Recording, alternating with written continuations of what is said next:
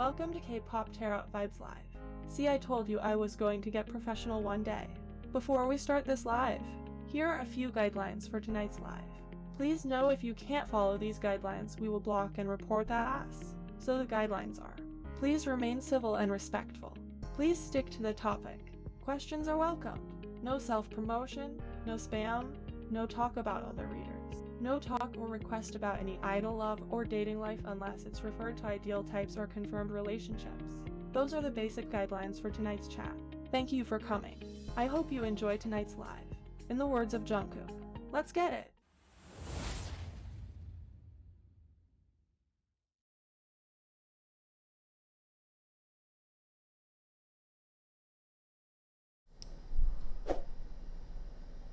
Hey, what's up? What's up, everyone? Welcome to the live. My name is Kendra, and we do K-pop readings, do our little K-pop news chit chat. If you like that, please subscribe, and when you subscribe, press the notification bell so everybody can get notified when I go live. So all of that, all of my whole spiel. So welcome. How y'all doing today? How was y'all week? My week was interesting and stressful. But you thought the notifications of the 15th? I don't know what those dates be doing, because the way I had to keep going back and like correcting the date. So sorry about that. But yeah, so tonight we are going to be doing the GD past life reading. So I'm kind of going to do the format a little bit different. And what I'm going to do is I'm going to do the reading first. And then I am going to get into, the whole K-pop news thing, and we'll have our little chit chat and laugh and talk about, my delusional relationship with Jungkook. So yeah, all that fun stuff. So without further ado, let me get my cards together and try to get started with this GD past life thing. So,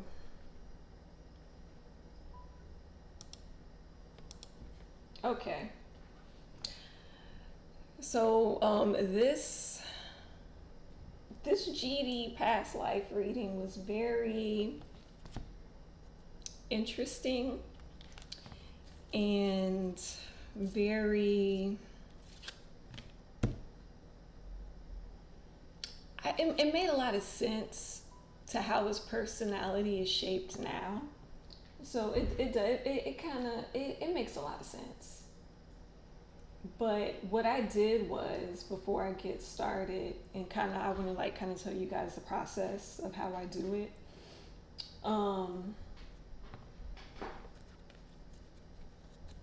Look, don't get started on this ageism now, May. Don't get started on this ageism. But yeah, so I want to tell you my process of doing it. So I go into a channeled state and try to ask as much questions as I can. And I'm trying to pull up my notes here. I try to ask as much questions as I can. My spirit guide helps me with the answers, and I try to get as much detail as they will allow me to have. And basically the cards just help me connect some of the dots personality wise. So that is what I do try and do when I start doing the past life readings for each person.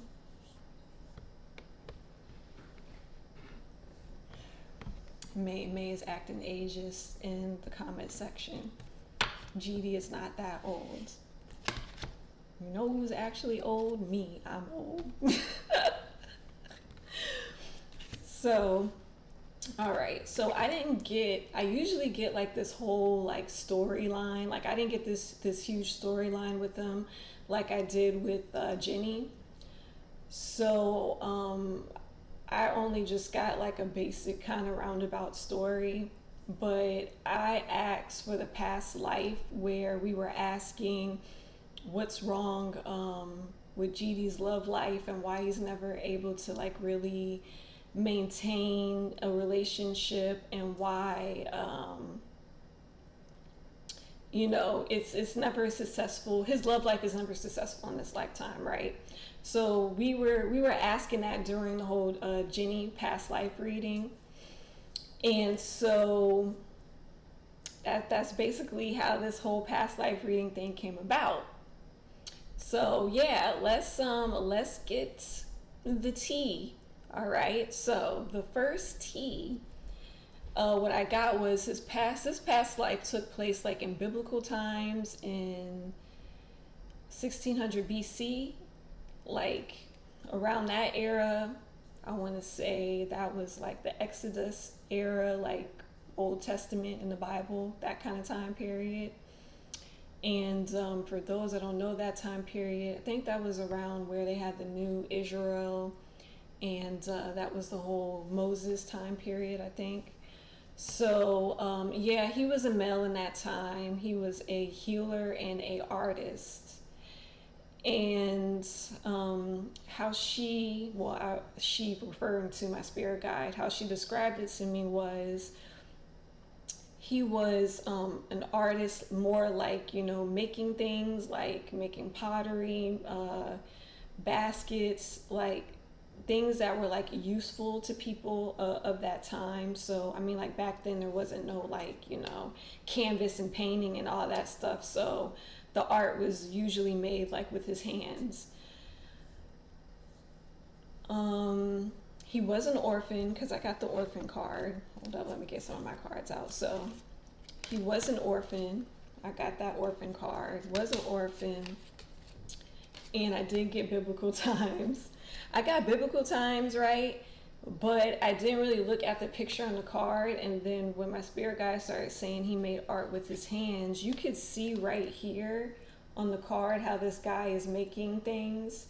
So that's what he did in that lifetime. Since he was an orphan, there was a family that took him in, and basically, they raised him, took care of him, and whatever profits he made off of the art, he gave that to his family, helped support the family.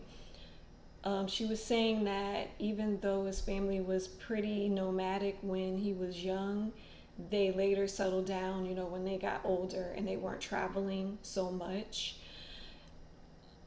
And let's see. Yeah, they weren't traveling so much. They settled down.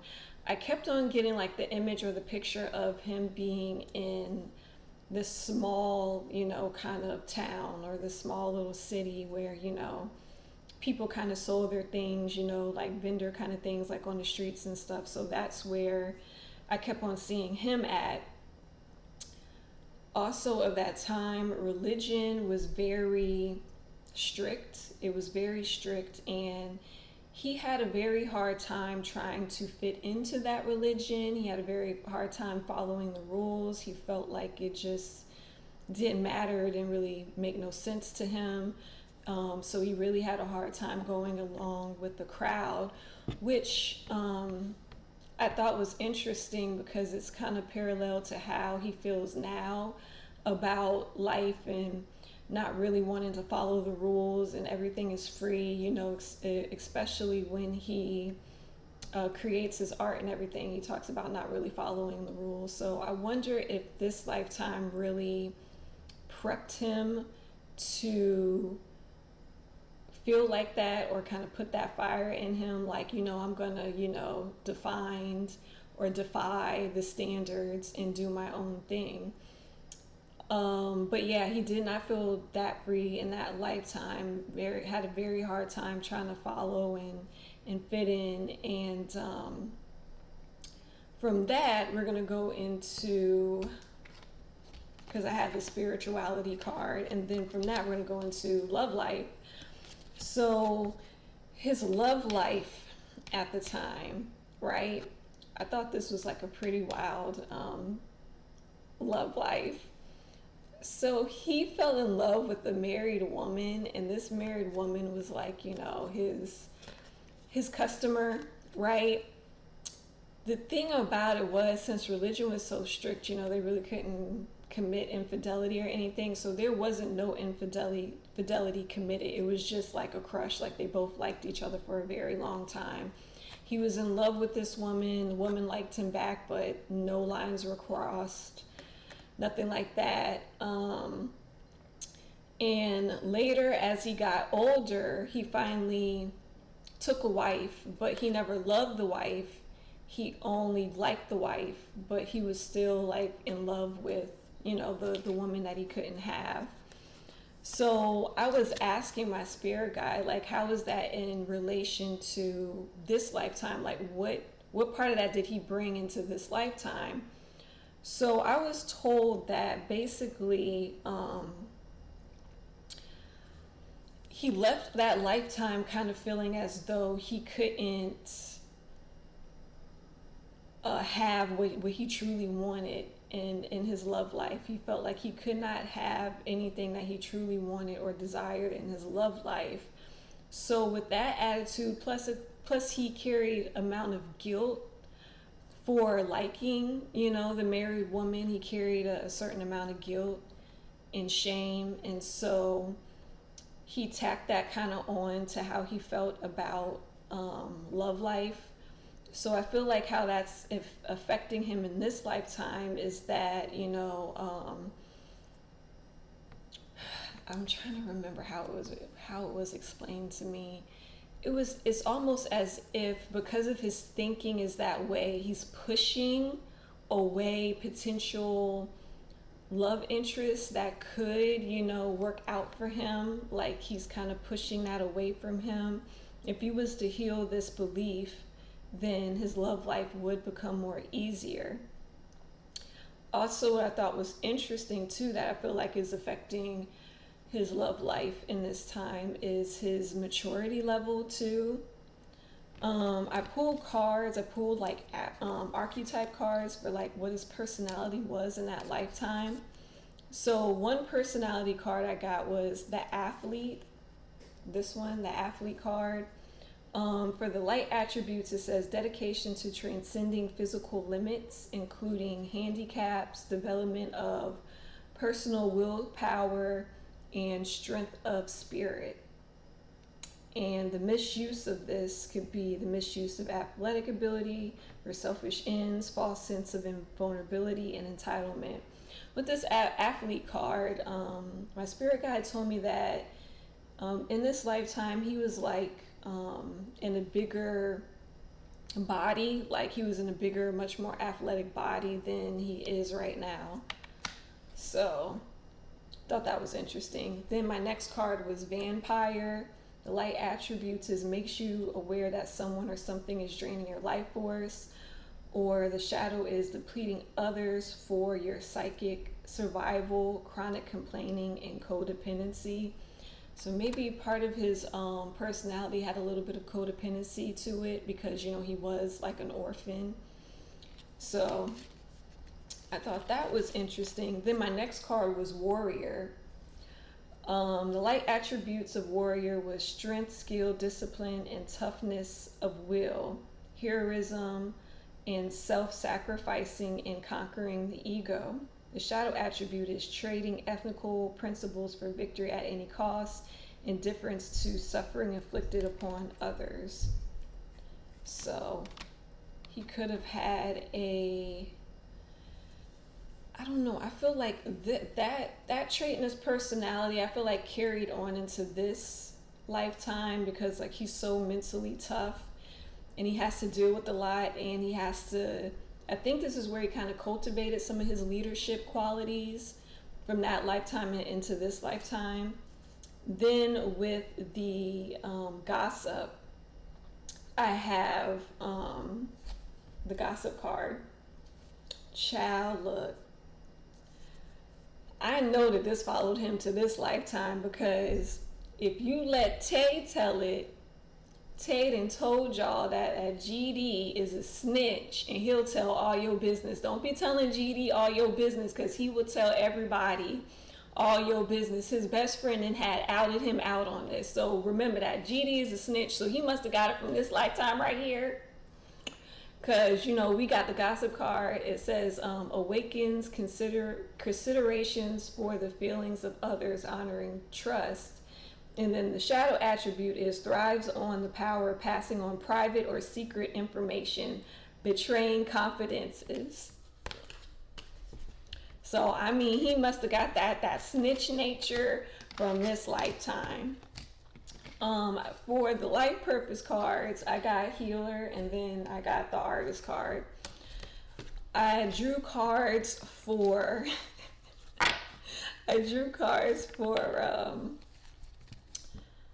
his lessons. Like, what did he learn in this specific lifetime? Ooh, sorry. What did he learn in this specific lifetime? So in this specific lifetime, he got, I thought I drew coins.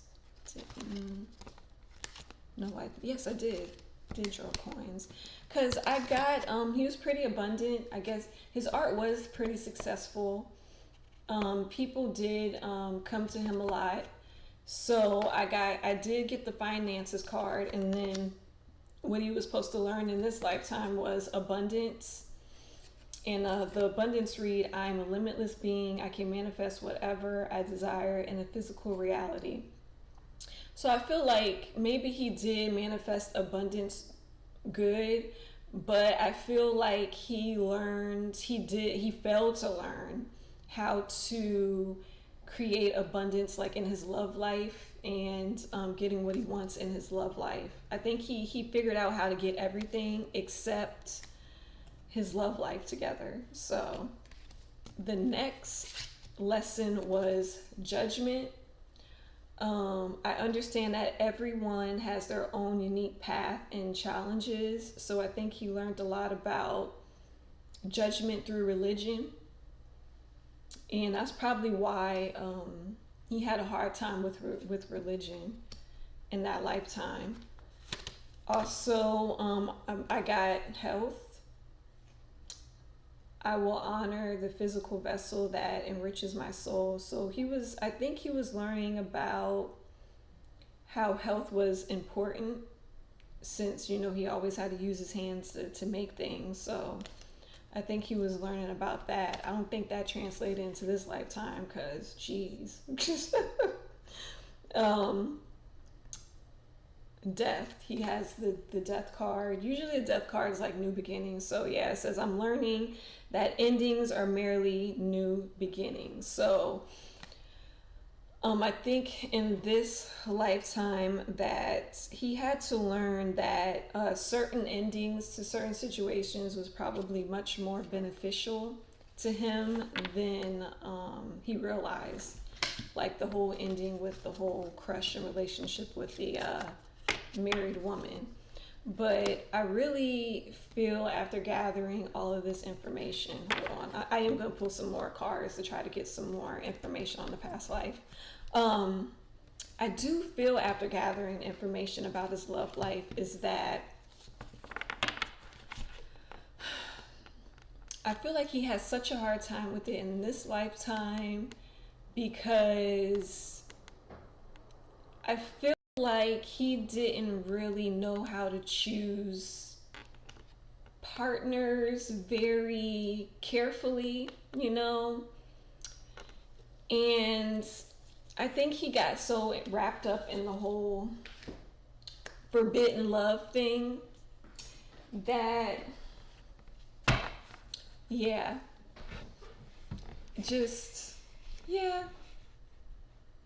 I think he didn't process it in the right way. I think that really messed with him.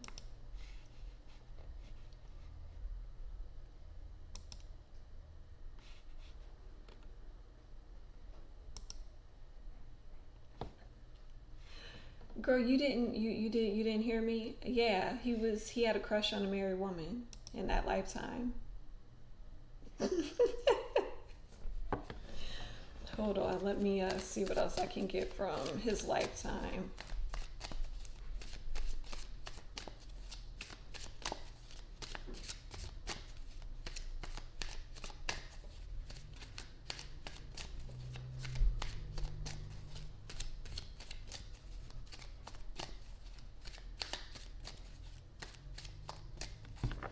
I'm using my Halloween deck. I was like, there's no way I'm only gonna use this deck one time. I have a hard time letting go of Halloween.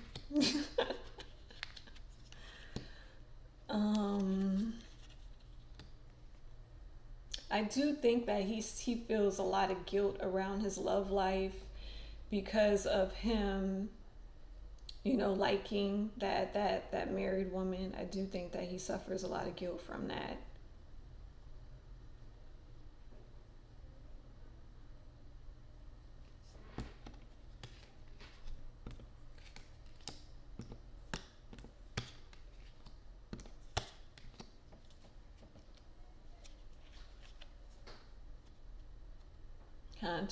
I do love my Halloween deck. It's cool. I'm trying to get more decks. Next week I'm gonna try to get some more decks, some more new decks.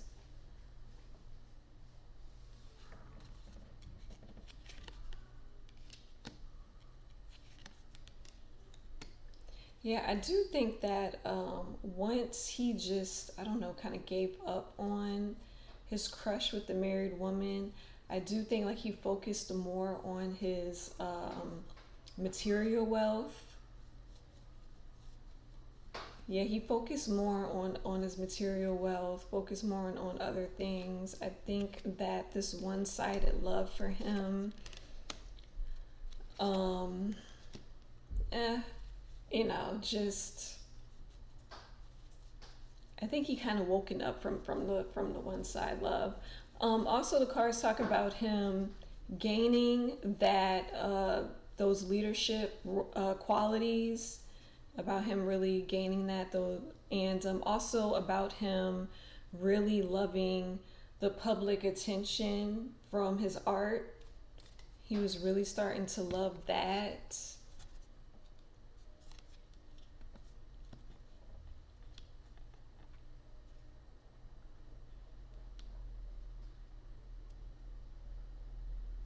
I don't know. I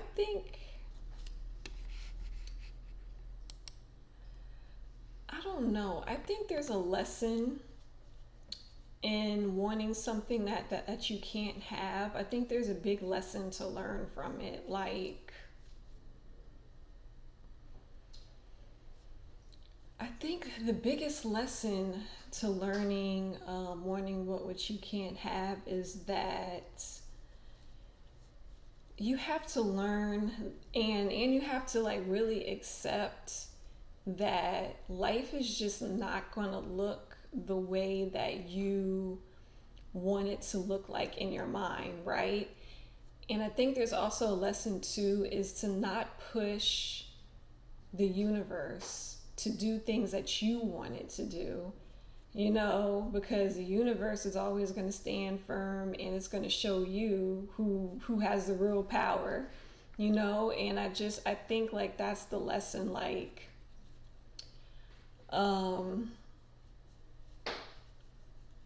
you have to give up, you have to surrender, you know, to what you really need. And then too, I just think like it speaks to volumes of you having to do some like real tough inner reflection, because like sometimes the things that you want is like ego based, and you have to really think like, okay, is it my ego always wanting this, or is it really me wanting this out of a benefit of something in the long run? You know what I'm saying? Is this close to a goal that I really want? And I think that is what the universe is trying to make you slow down and see. And I think that's why they always present the challenge of you always wanting something like that you can't have. Like, I just think like everything has a deeper lesson than what you realize it to be.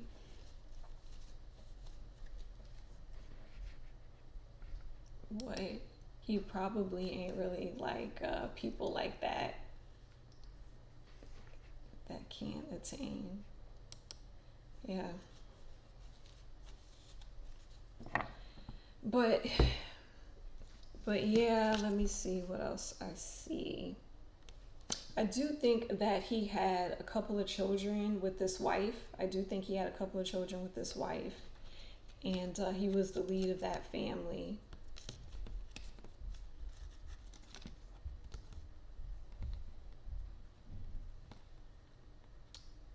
seems like his wife was very straightforward, like he was. Let's see. Fortune.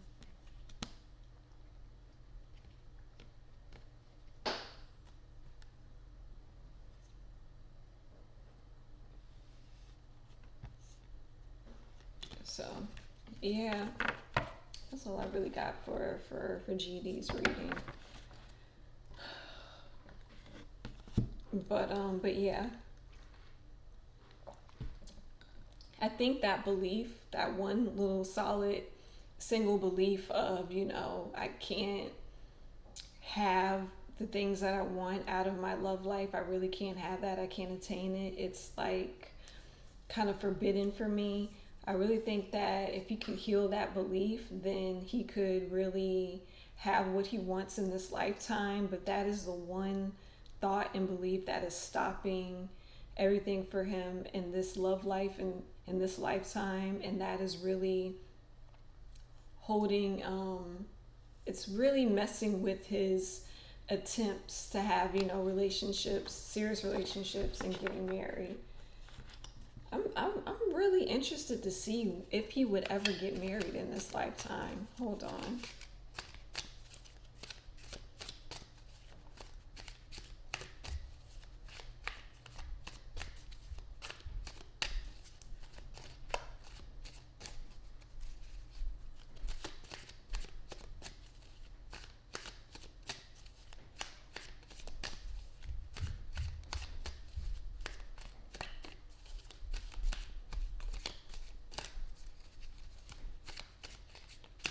Okay, let's see.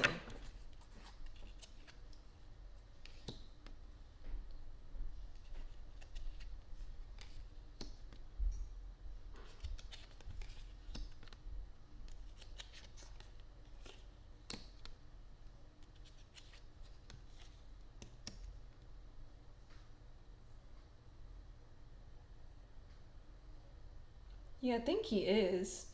And I keep seeing like two kids in his cards. So I think he's gonna have two babies. Yeah, he's gonna get married. He's gonna have two kids. So that's good. That's good.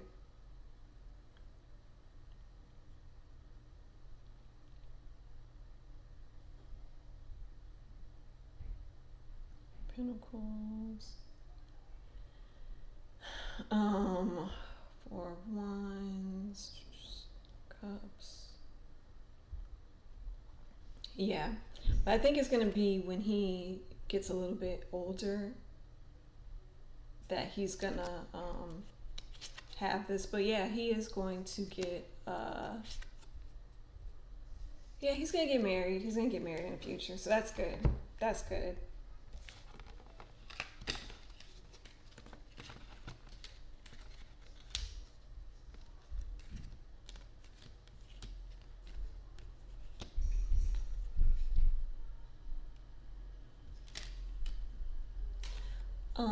I do believe like even if you do get married, I think there's gonna be some sort of, I want to say, difficulty around it, but the difficulty isn't within his marriage. The difficulty is like the people around him is going to have a problem with him married with the two kids. And I think the reason why they're going to have a problem with it is because, he might not be performing and doing everything.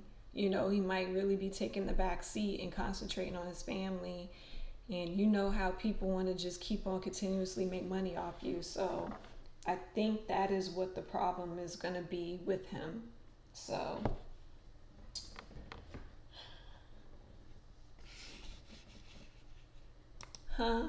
man, what? It's a woman. It's a woman. I got two women. It's a woman.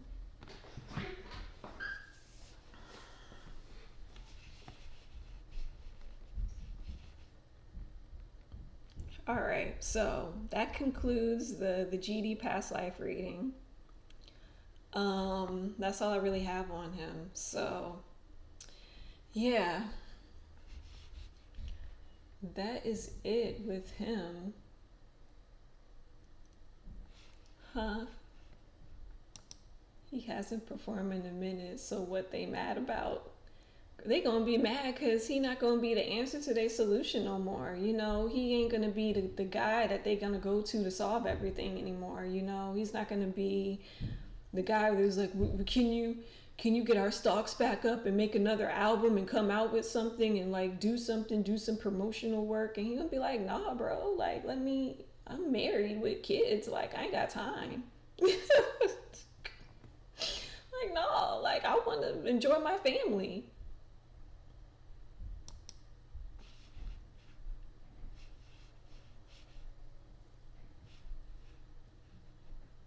They are going to try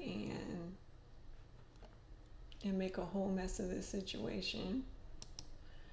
But yeah, all right. So let's get to this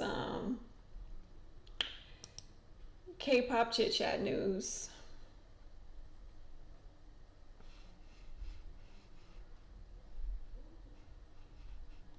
What now?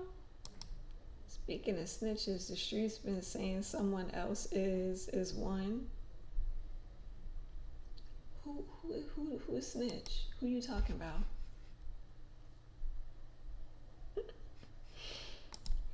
All right, so let me get to this K-pop news real quick, because we are in our K-pop news and free for all talk. So let me open up my first little thing right here.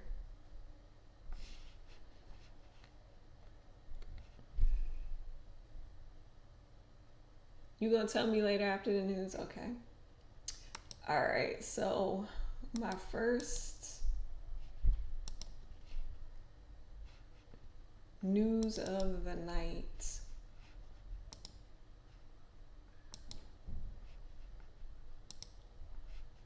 is gonna be ATEEZ. ATEEZ donates 100 million won to aid victims of the Itaewon tragedy.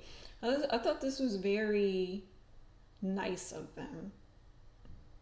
I thought this was very generous. Yeah, has made a generous donation to help those affected by last weekend's tragedy in Itaewon. Last Saturday, a massive crowd crushed during Halloween celebrations in Itaewon, the neighborhood of Seoul, left with 156 people dead and many other injuries. That's a lot of people. That is a shame.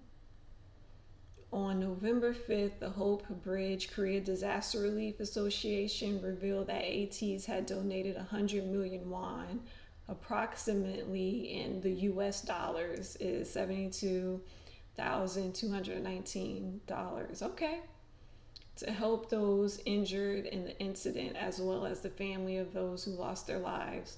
According to the nonprofit organization ATEEZ agency, KQ Entertainment told them that ATEEZ members are deeply in mourning this accident, and they decided to make the donation out of desire to be even the slightest bit of help to the bereaved families of the victims as well as those injured. That was like really thoughtful and kind of them.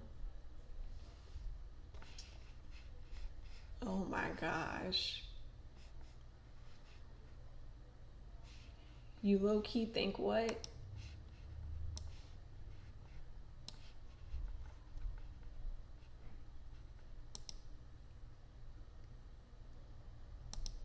I low-key think this is damage control because they didn't close down the concert after the massacre. Oh. But wait, hold on. Wasn't that concert in a different country though? It wasn't even in South Korea. Weren't they already doing a scheduled concert?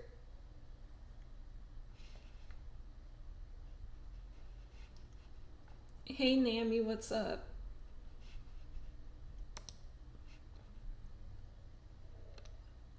But wasn't that concert not even in Korea? Like they had to keep doing their scheduled tour, right?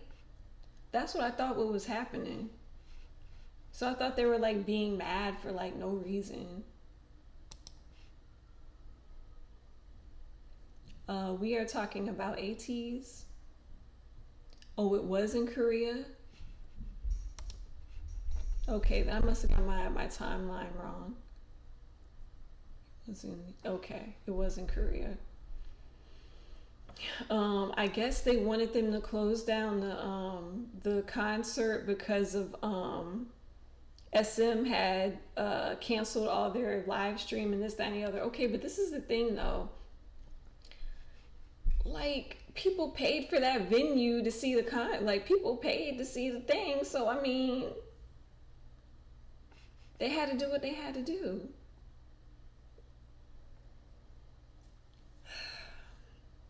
Well, there you go. Good damage control, good whatever you're doing.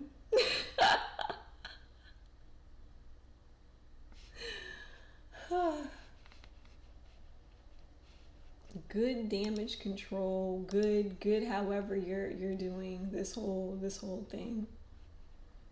Well, I thought the same thing until someone corrected me. It's fine. Yeah. What, they were supposed to refund people? No, they weren't supposed to refund people because they already did this. They were doing the show in the middle of it, and they didn't cancel the show because everybody else was canceling things. They didn't cancel the show.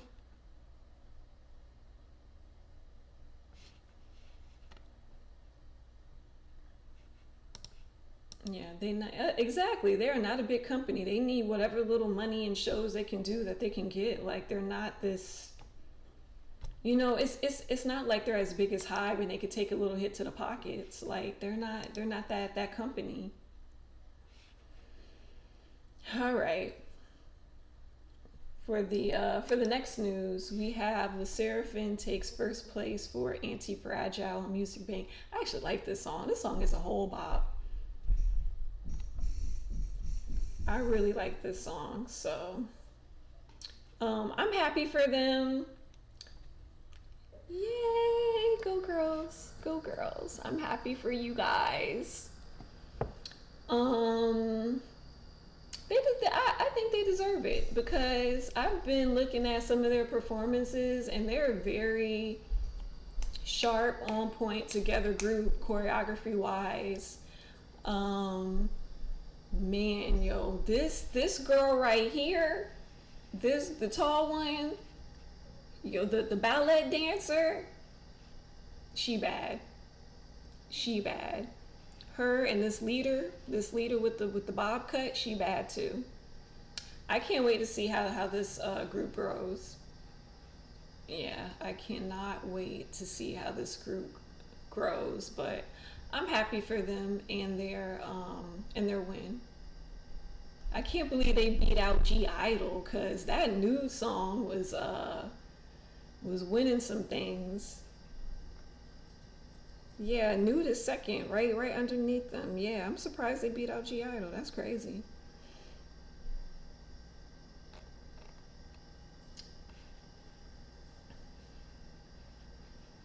But yeah, she a bad one. She a bad one.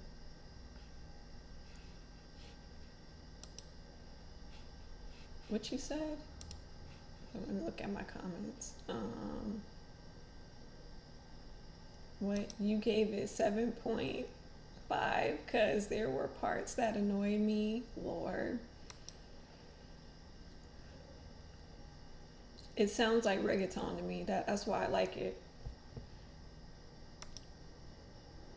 I wish they do more track like Impurities and Blue Flame. Nude, nice message, but is a hot mess. Look, I don't like the Nude song at all. I do not like that song at all, but I do like the concept a lot. I like the whole cabaret kind of concept and everything. I do like it.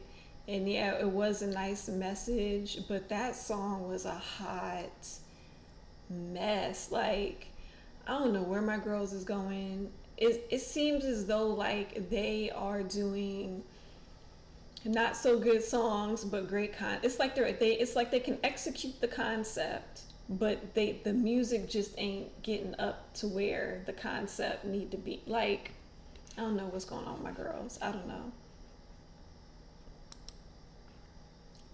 I know you're right. I know you're right. I agree. I agree with it too. I just feel like they can execute the concept, but just the song, music wise, I don't know where they're going, and I don't like the direction. I don't know what is happening with them at all, whatsoever. Um, Let me see. Sorry, I'm gonna try to put on some music so I can drown out my neighbors crashing into the ceiling.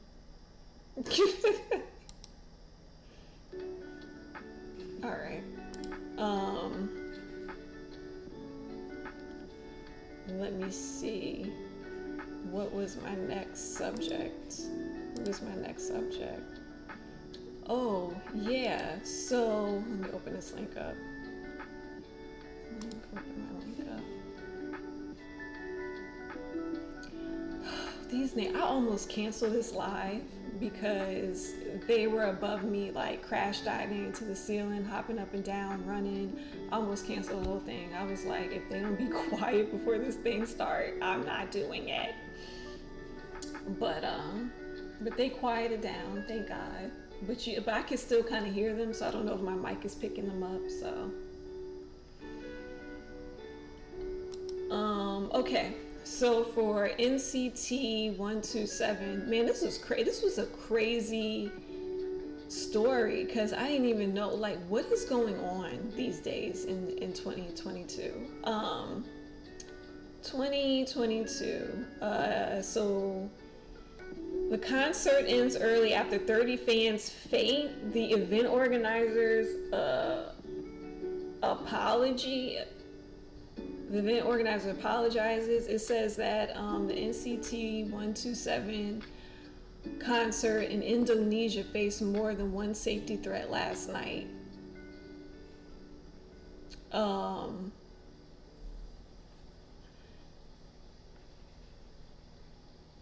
They said that things got off to a rocky start when a bomb threat was made ahead of the concert, but fortunately the police found no evidence of any bombs or explosive after thoroughly searching the venue.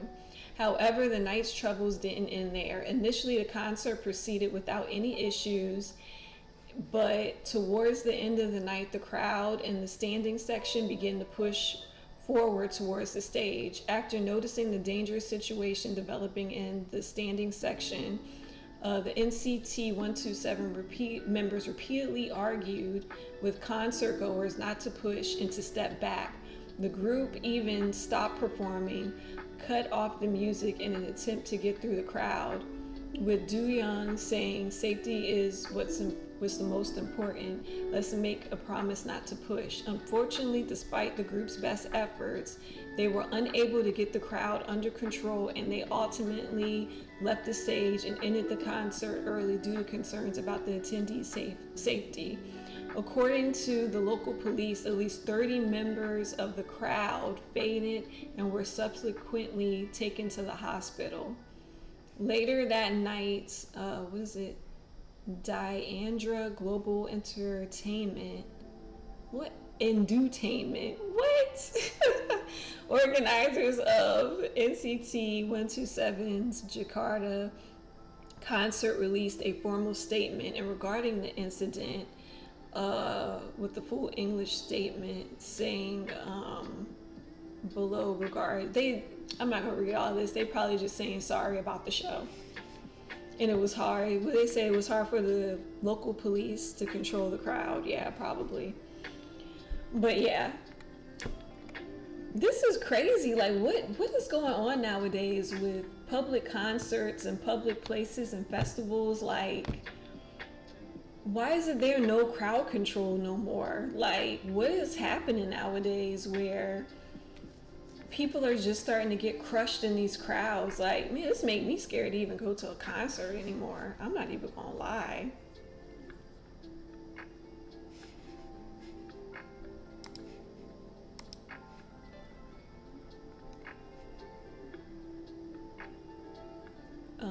Indonesia. That's where the concert was. Yeah, where was it? It was in Indonesia. See, I don't even have the information on that situation.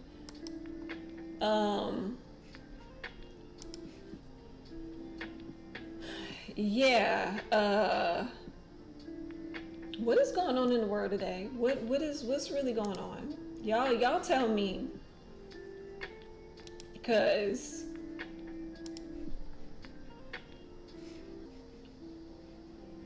then the people wouldn't listen, like nobody cared.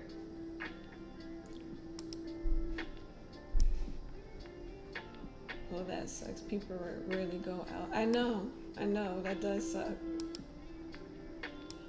Because of the planet transits. Is that it? Is the planets not aligning right? Jeez. What does Scorpio season mean? Like, what's supposed to happen in Scorpio season? I'm not into astrology. I'm not into astrology like that. What's going on in the Scorpio seasons?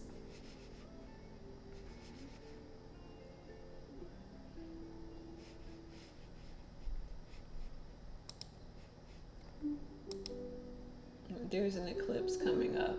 Okay.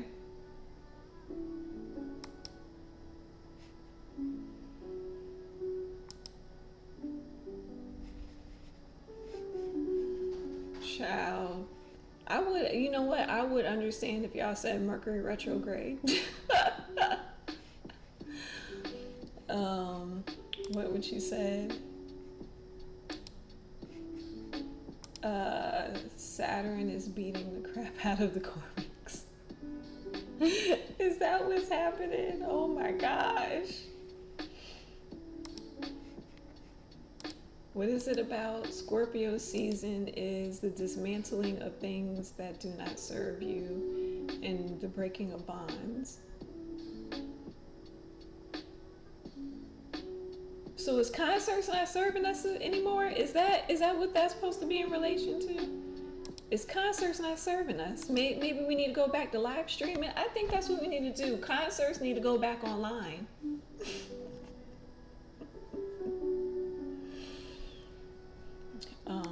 Yes, Scorpio is death. Oh, okay. Yeah, because it seems like a lot of people are like dying right now. Like, I just heard like the news of Aaron Carter passing away. I'm just like, even more death? Like, it's just crazy.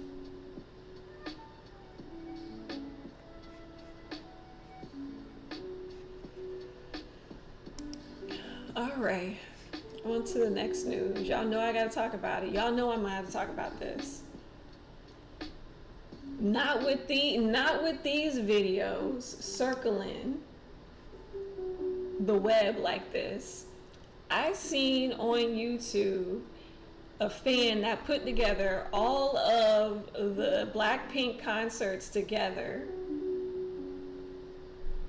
and all the hot mess that was going on with that concert.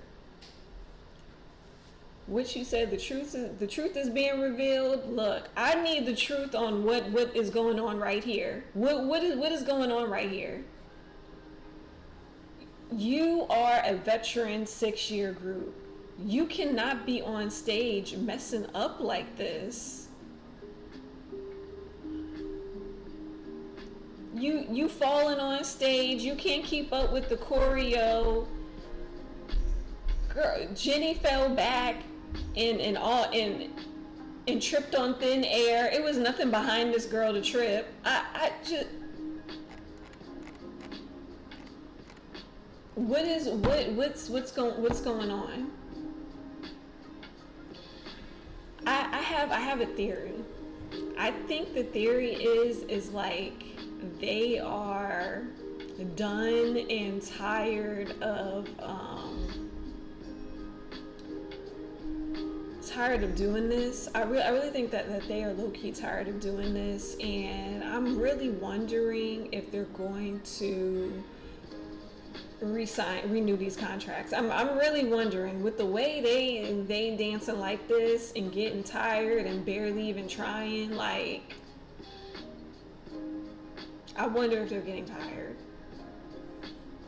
what you said, just like BTS. I don't think BTS is getting tired because BTS is still the most professional group.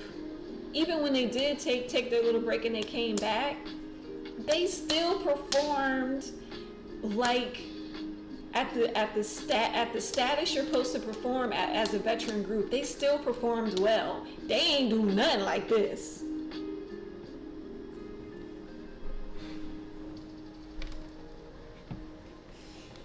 You thought the contract renewal passed? I don't think the contract renewal even came up just yet.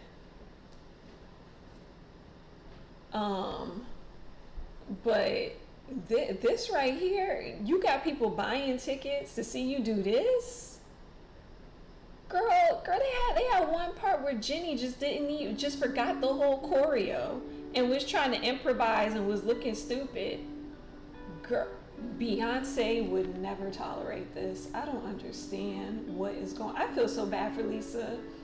I feel bad for Lisa because she is the only one up there giving a good professional performance that's worth people paying for. And I feel like she trying to carry this group the best she can. She can't carry this group. She cannot carry this group. Child.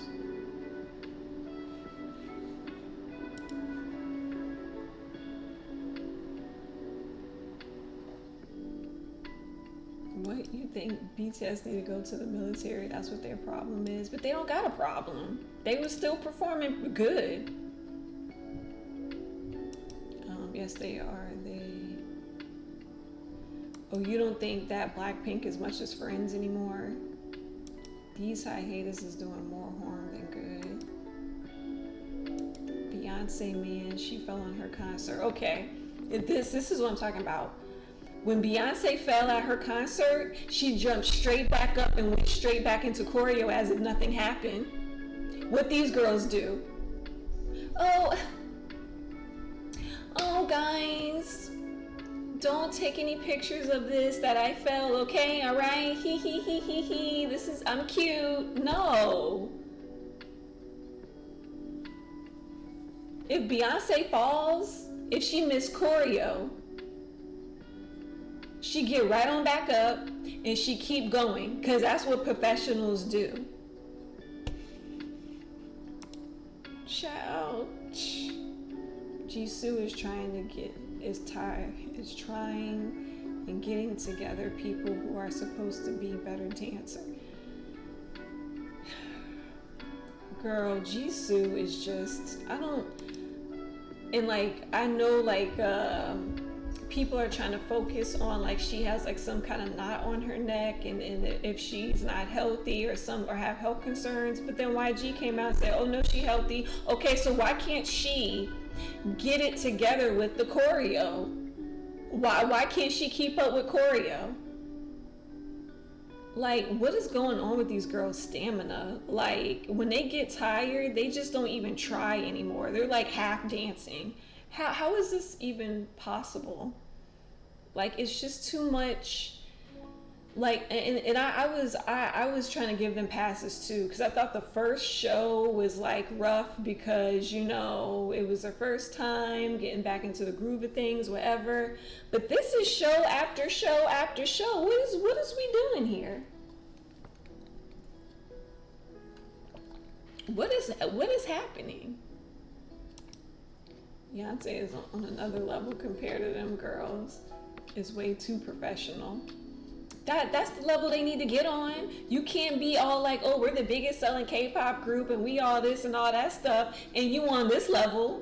You need to get on that way professional level if we're gonna be hyping you up as the greatest girl group. Come on now. If you everything your fans say that you are, you need to be up here performing like Le Seraphim, on point, getting the choreo together. Like, this is stupid. You are a veteran group. You've been in the game for like, I don't know, 6 to 5 years. And I really honestly think that even when they would take long periods of time in hiatus, the only person who was keeping up with their craft seemed like it was Lisa, because she's the only one who really improved. Everybody else, I don't know, what was y'all doing on hiatus? Just modeling, that was it? Like, come on. This is like no excuse. Like, I'm sorry, ma'am, they're getting old. That's an excuse, because let me tell you something. SNSD still gets on that stage and perform like vets, like prime veterans, and they're older. Hey, you can get after school out here. They're older and they'll perform way better than whatever they doing. Get 21 perform at Coachella. Ain't no girl missed a beat up there. I'm sorry. Don't make excuses for these girls. This is not acceptable. I'm sorry. If you're paying your money for these girls, this is not acceptable at all. This is crazy. No, I mean, they're not old at all. They in their mid to late 20s. Even if they was beyond 20, I know 30-year-olds that still would perform sharper than them. Come on. I feel bad for all the fans that bought tickets to this concert, and this is how these girls are doing. This is so unacceptable. Rose said they did nothing. Jenny was being a socialite. Jisoo was acting, and Lisa was the only one dancing.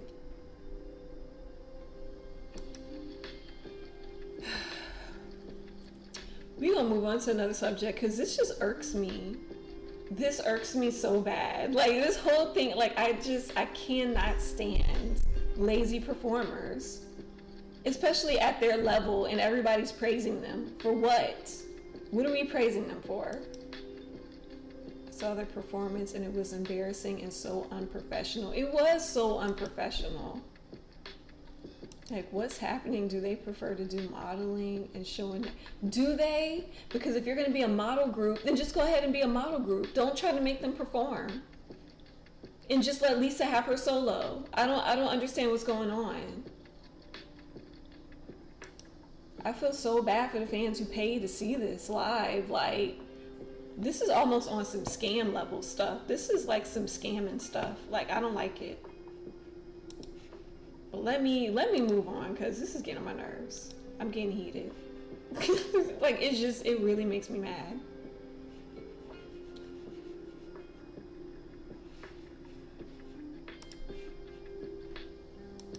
I peeped Blackpink's nonsense years ago, and someone told me they forced themselves to enjoy the concert. Not with all that money I'm paying, I ain't forcing to enjoy nothing. You better come with your A game to this concert after I didn't pay $200 to $300 a ticket. I need my refund, Ticketmaster. I need my refund. You know what they should have did? They should have walked out their concert like they used to do Whitney Houston when she could no longer sing. They walk right on out that concert, because this is crazy. What day is karmic? The Scorpio season had caught Blackpink in the mist. Oh man. All right, so my next subject is this. I'm not going to read the article. I'm just going to paraphrase it.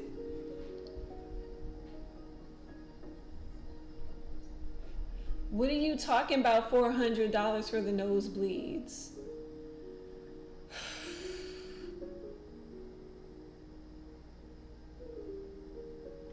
$400 for the nosebleeds, for them to dance like that.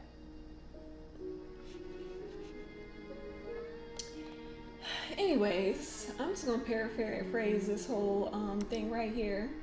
Amidst the concerns that the Itaewon tragedy investigations is attempted to blame the local Itaewon precinct officers, but the civilians are sending gifts and handwritten letters, thanking that precinct for their support and what they did.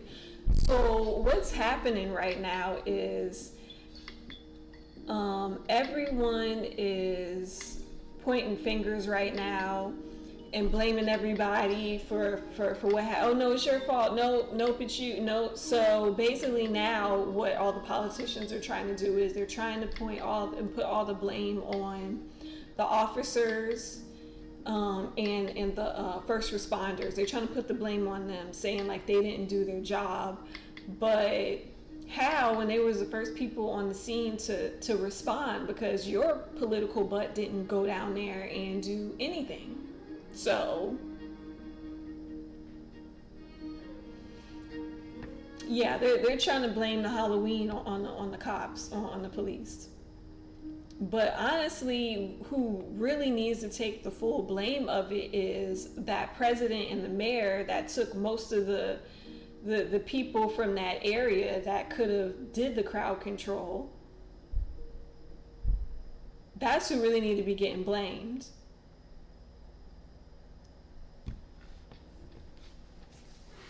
The crazy part is that I found this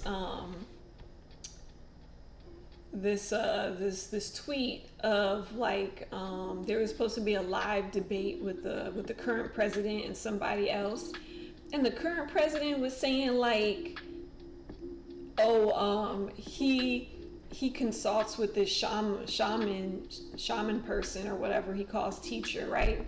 And the shaman person told him that it's okay that the kids devs were a part of the sacrifice. It's okay to sacrifice the kids. And this is Korea president right now.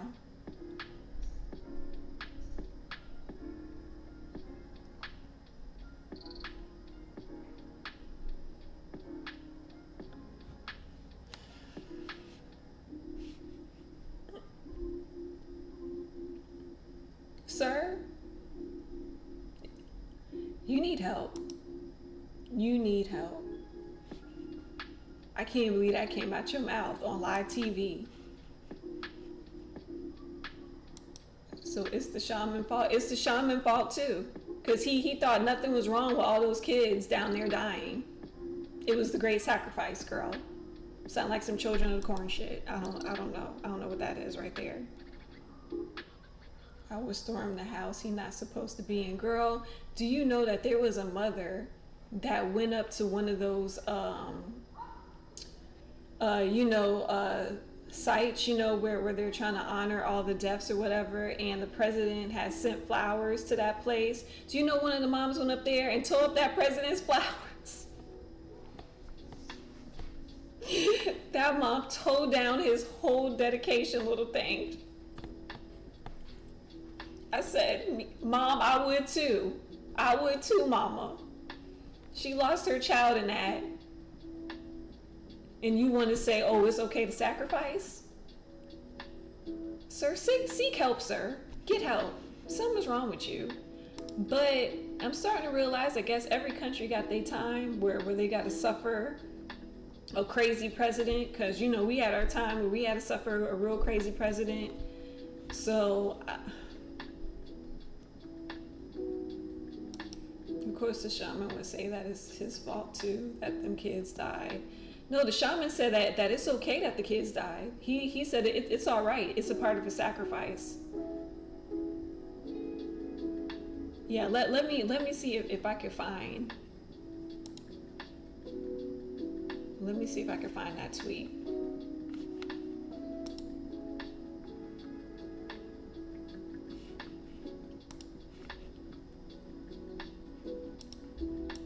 Exactly, as she should. She tore that thing up. I remember if they kill more than 500 people, they be given the title of Lord of the Underworld. Girl, I believe it. Because something going on here. You okay with killing kids? Like, come on. Let's see. Do I got this tweet? I sure do.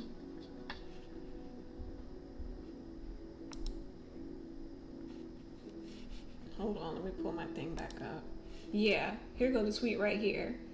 He said, it's not a secret that President Yoon and his wife are into shamanisms.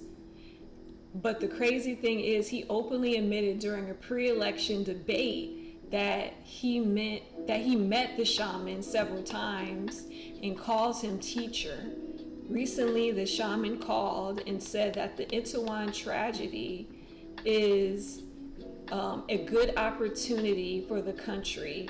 He said, when our children are sacrificed, it should be on a major scale so that the world pays attention to us.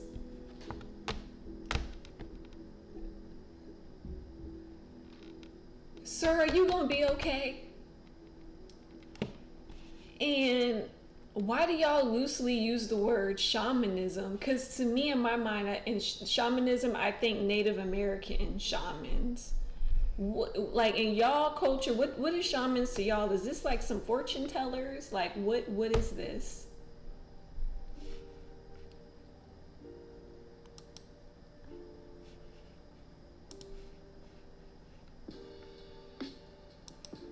I know the whole reason for why the kids died was because the president took away officers to guard his unofficial home. Yeah, all the blame needs to be put on him.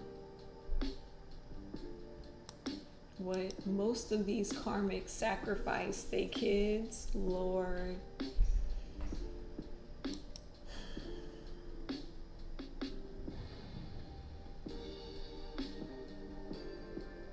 Y'all need Jesus.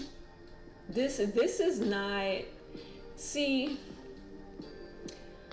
this is what I be talking about when people like to attach the demonic kind of things and meanings onto, like, you know, readers or psychics or things like that, right? Because people don't have a good discernment of good and evil, like what is good and what is evil, right? So for me, since I have a good discernment of that, if I went to this shaman and he told me, oh, you know, this is the good sacrifice and this, that, and the other, right? I'd be looking at him like, nah, bro, you a part of some evil devil mess. This is not a message from the light.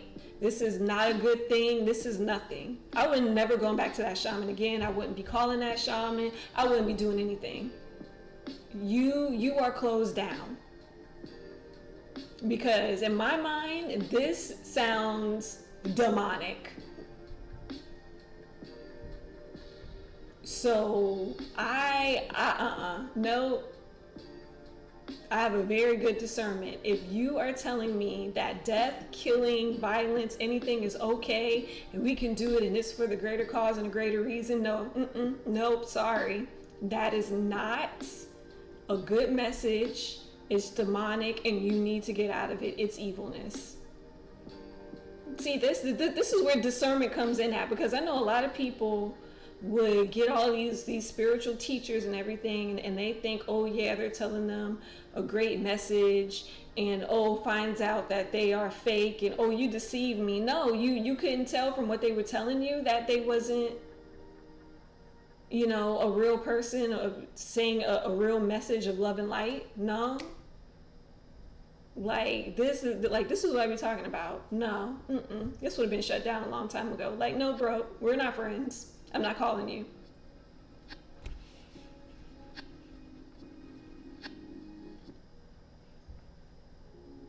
You know, it is. No, you can't tell me that on the phone. I just be like, yeah, okay, yeah, sure, yeah, yep, had to be sacrificed. Heck no.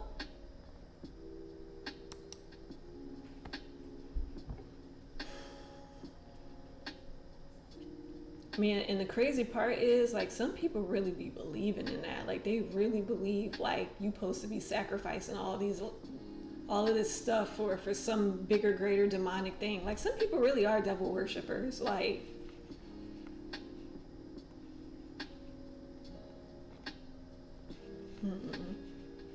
what you said, harvesting kids' energy. Yeah, I don't really want to get into that topic right there, because that's a conversation for my other channel. I don't really want to get into that topic.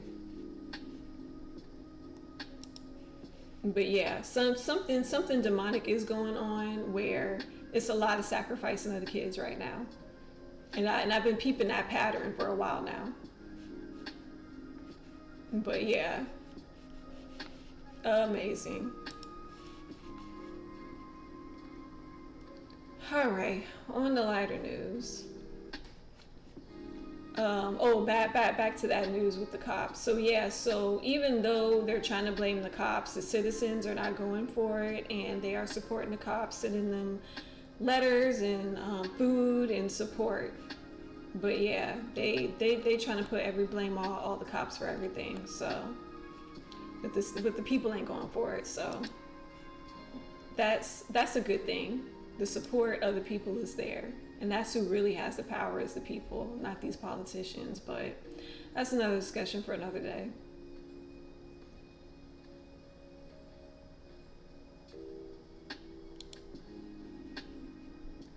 All right, so my next subject is going to be,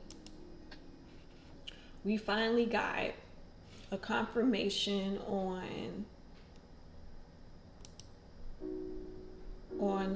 RM's solo album. So he's gonna be releasing it November the 25th.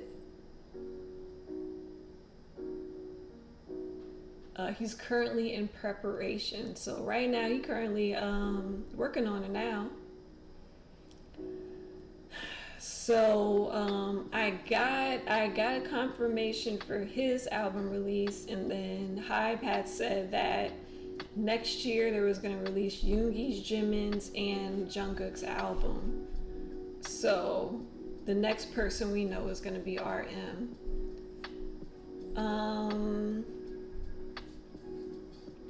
I'm excited actually, because I really like RM solo stuff, and I really love his solo albums.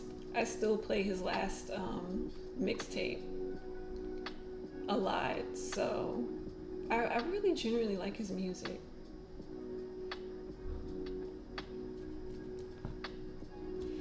You got beef with him? I know why you got beef with him. Cause what he was doing at that party, is that what the beef is about, May?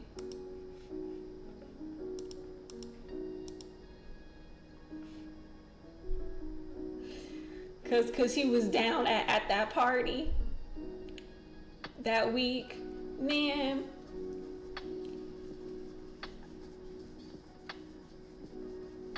The thirst of Namjoon had came alive on my Twitter timeline, and I'm never gonna forget it, cause it's quiet now. It's all quiet. Ain't nobody saying nothing. Nothing. It's quiet. But that thirst came out in droves, like they was parched, and he finally gave them a drop.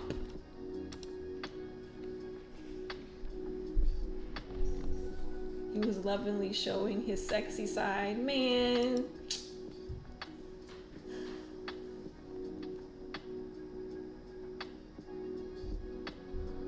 I'm not gonna lie to you. They was both looking good. They was both looking good at that party. I just want to know, how did they both get invited, but none of the other members had gotten invited? What's going on? Cause I felt like, Jungkook should have been at that party. Why wasn't he not there?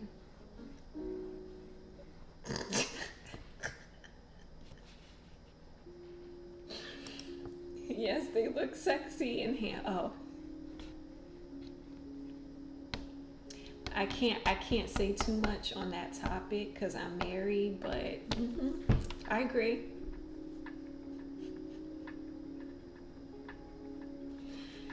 May, don't come for me in these comments. Don't you dare. I do not thirst over honorary.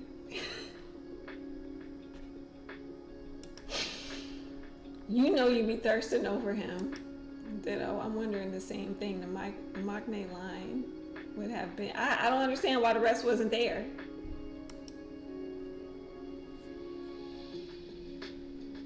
What?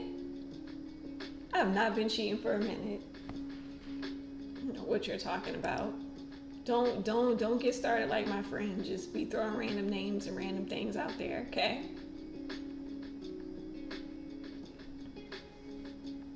What? They're in separation.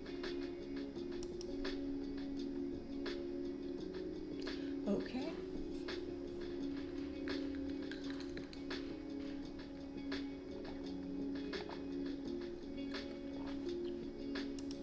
But that venue was small. Yo, it was so small. They was trying to sit there and have a whole red carpet presentation. I'm like, in this small venue?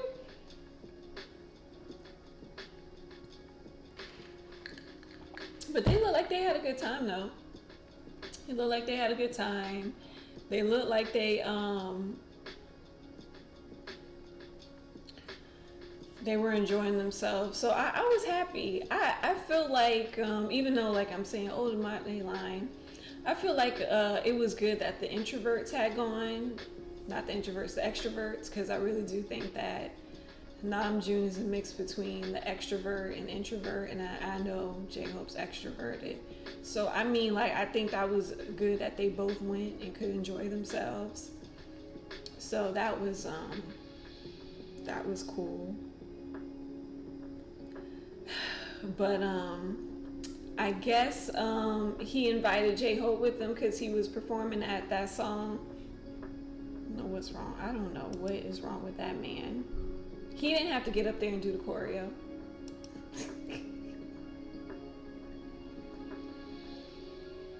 Like new apparel could barely perform. Yeah, it was small. That stage was really small though. That stage was really small.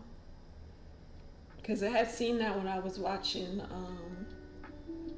Namjoon perform. It was a pretty small stage. But yeah. But yeah, that's it. That's all I really have for the news. So we can talk about whatever.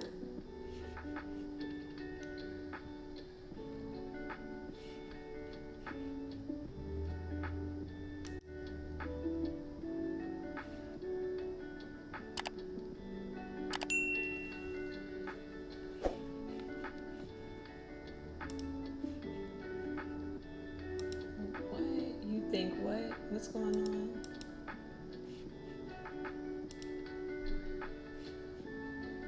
Namjoon was an extrovert for his.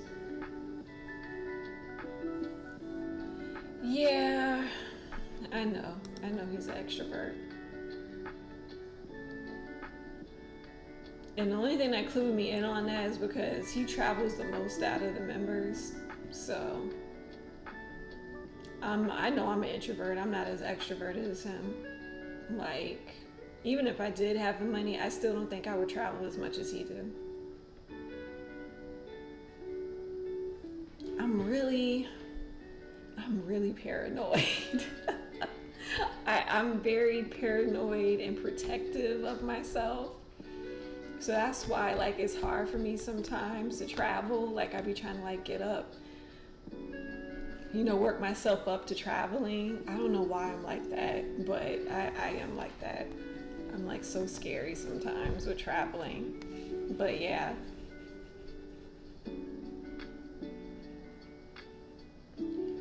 Wait, who is this? Who is the snitch?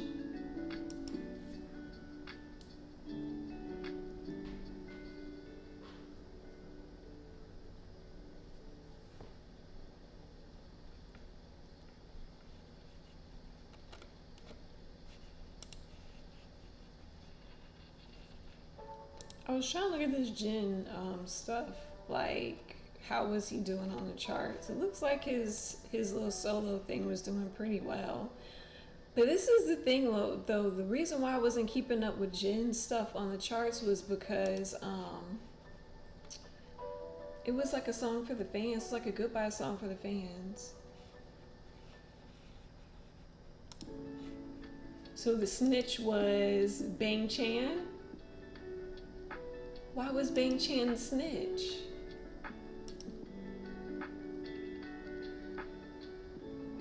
Was it that last live he did?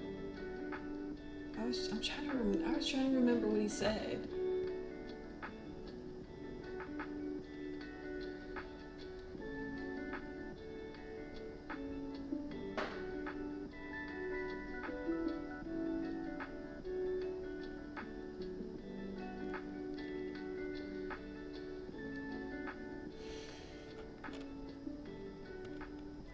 I can't even remember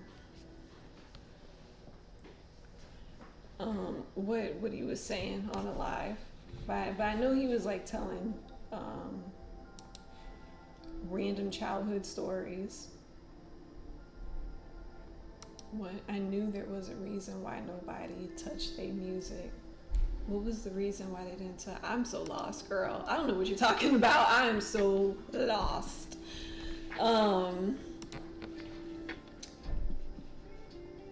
But yeah, sorry. I was trying to look at this Billboard spot. I was trying to see who was number one, and it seems like Le Seraphim got the second week of number one on the World Albums chart. Good for them.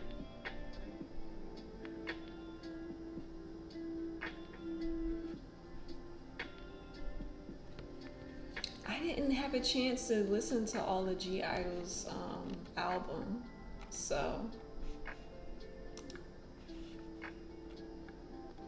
I gotta listen to that.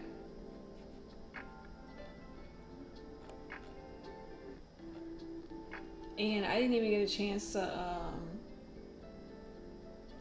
enjoy Stray Kids comeback. I was just not paying attention to it. I think the only comeback I really enjoyed was Le Seraphim's and G Idol's, really, honestly. I mean, I try to watch some of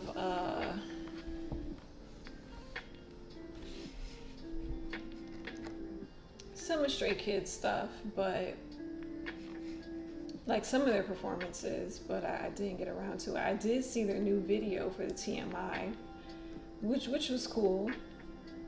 I like the whole concept behind it. I was kind of jealous because I really wanted BTS to have that kind of concept, but whatever.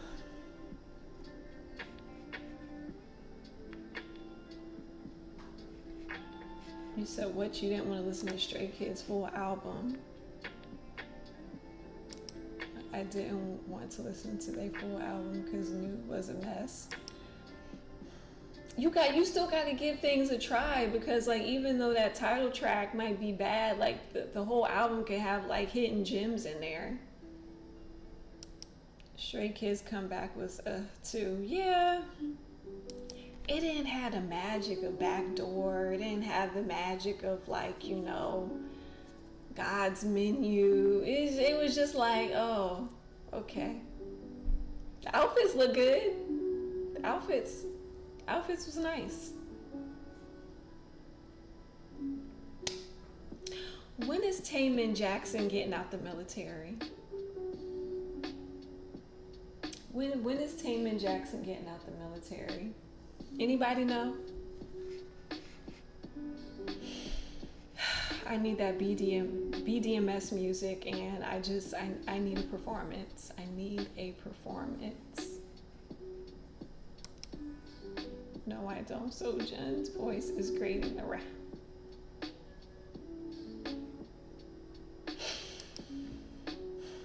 It's gotten worse. I don't know what happened with her, but it has gotten worse. It's just gotten too nasally. I'm gonna need her to calm down on the nasally raps. I don't know what's going on with them. Taemin Jackson, the legend, the male soloist legend of K-pop, Taemin Jackson. Yep, I said it right. Taemin Jackson.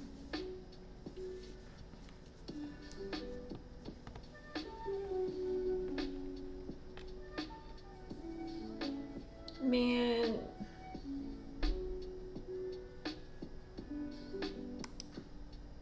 Is the auto-tune.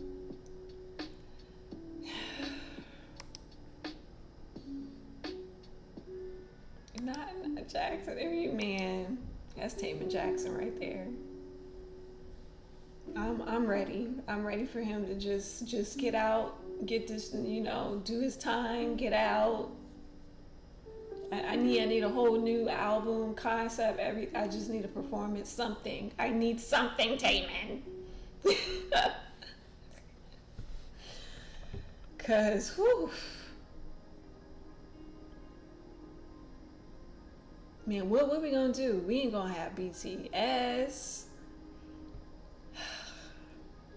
I mean, we still got Monster X. We still got Monster X. Who else we still gonna have out here still doing good music? Monster X still doing good music. We still gonna have Stray Kids. We still gonna have ATs.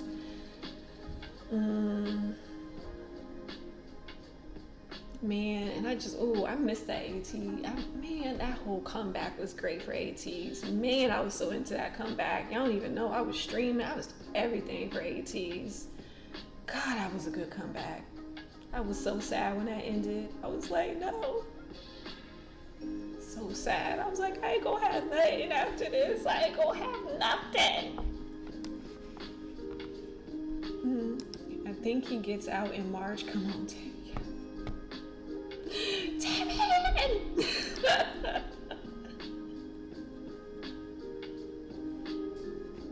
Okay, it's May the 31st of 20.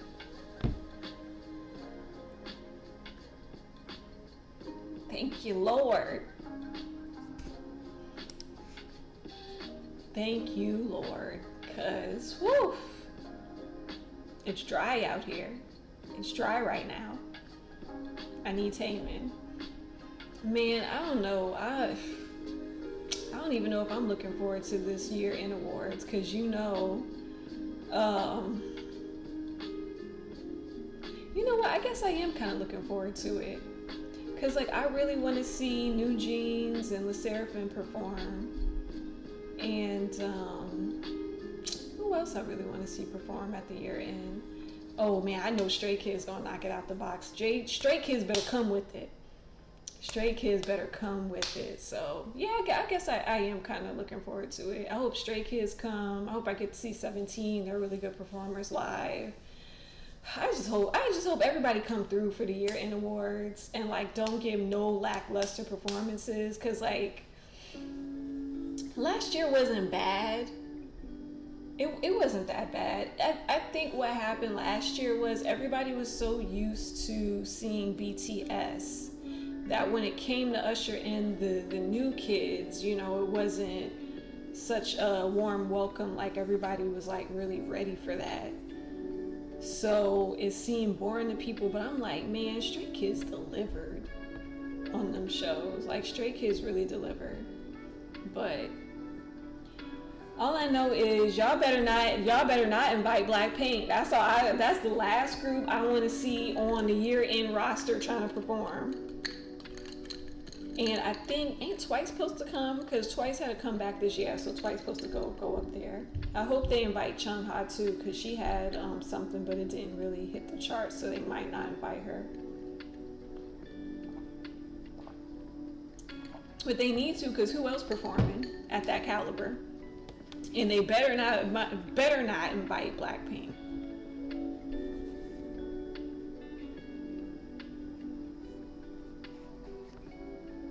What is? Oh, it's not 20. It's next year. It's 2023. Okay, so he's getting out May the 31st of 2020. Okay, that's fine. I'm gonna have to just, you know, it's coming up. It's coming up. That's fine. I don't think I could take another year. I don't think I could take another year of this. What? No, that's wrong. They're not giving you. What you mean they're not giving you a straight answer? Stray Kids not knocking anything out the box. Their music is the past two comebacks. Yeah, they did knock that out the box last year. All the performances. Were we looking at the same performances? After Kingdom, they slayed. What are you talking about? After Kingdom, they came back. They had a whole mama performance. Brought fire swords. Who put fire swords on stage? On top of, they had a whole Christmas special. What are you talking about? Girl, if you don't like their music, then just say that you don't like their music. But they performers. They know how to bring something to the stage. Please. Oh, don't knock them on that.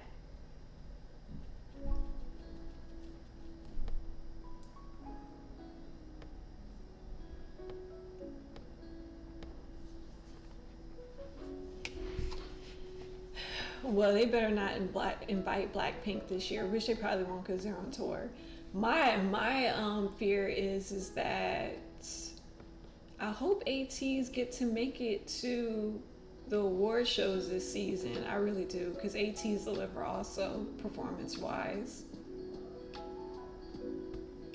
I hope ATs make it to it. Because I already know BTS ain't showing up for nothing. They're like, you guys have it, it's good. Me and my friend Paris is low-key hoping that Big Bang makes a surprise performance, but they're probably not, because you know their history with Mama Awards, they don't really like it, so they probably not going to do a surprise performance. But all VIPs are secretly hoping, but we know they're not going to perform. There is a rumor that Taehyung is preparing for a solo. We don't know, but I hope so, because I'm ready for a solo from him. So, but we'll see how this year in the award show goes.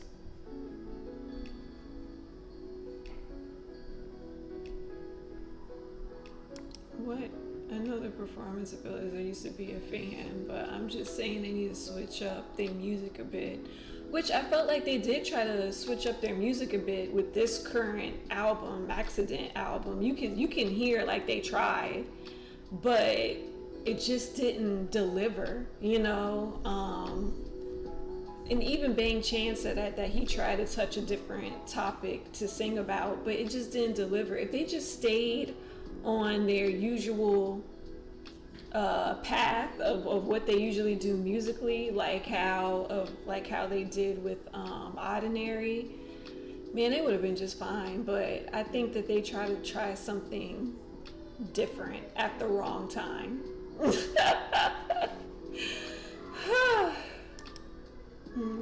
Taeyeon from Big Bang. Yeah, Taeyeon from Big Bang. Yeah, I was talking about Big Bang. Yeah, there's a rumor swirling.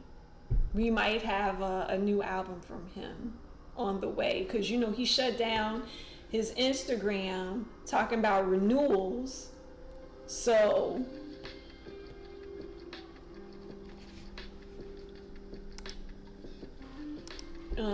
it's because they have to switch up the formula. It's the same formula. Let Felix. Why does Felix have to sing? Just let him talk. What's wrong? Just let him talk. Just let Felix talk.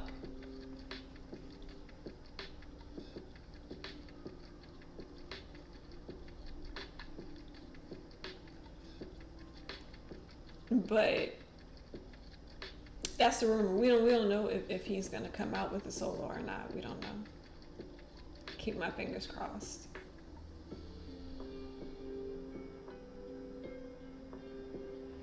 But I'm looking forward to this year, and I wonder how it's gonna pan out.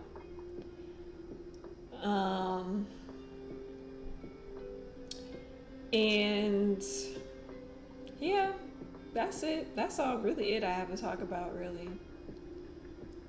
I was trying to think about what else is in the news to talk about, but I think I got everything. I really don't have anything else to expound upon or say or anything.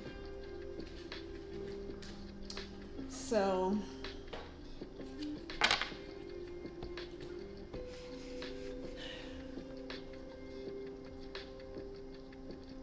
because Felix needs to tap into his abilities. His abilities of what? Deep voice talking is nice, but he needs to try new things musically and see. That's why you want him to work, want him to sing.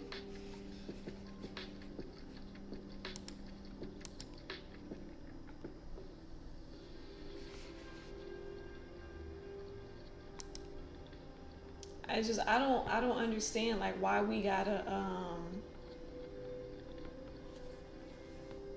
mess with what's working. Why do we have to mess with what's working?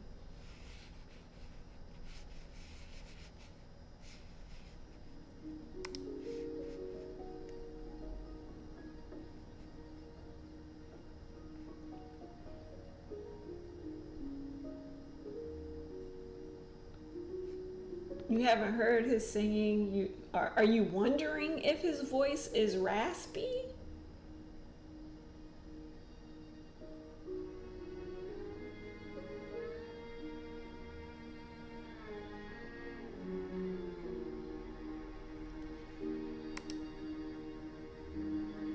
What motives could I possibly have?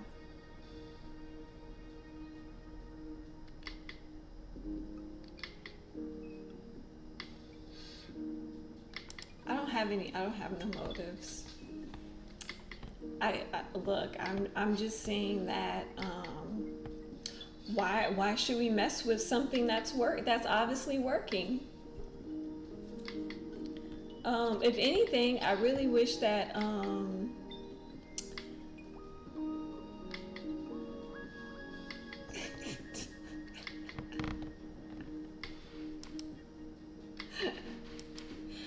focused on Jungkook. I'm good. How am I not focused on Jungkook just because I said Felix is fine? He's doing what works. Why? What does that got to do anything with me not focusing on Jungkook? I'm lost out here. I'm lost.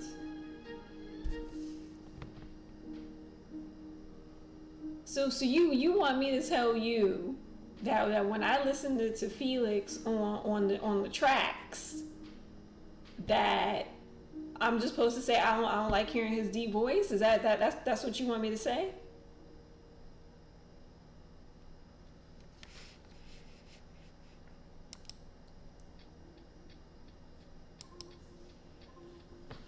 My motives, I don't even have motives. I just told you that his deep voice works. That's it. That's all I said. You're making up things, ma'am.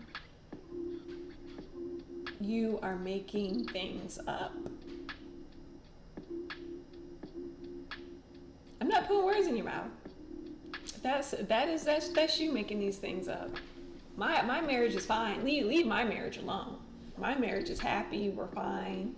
He's going through a little rough spot right now, but we're gonna work through it, and we're fine.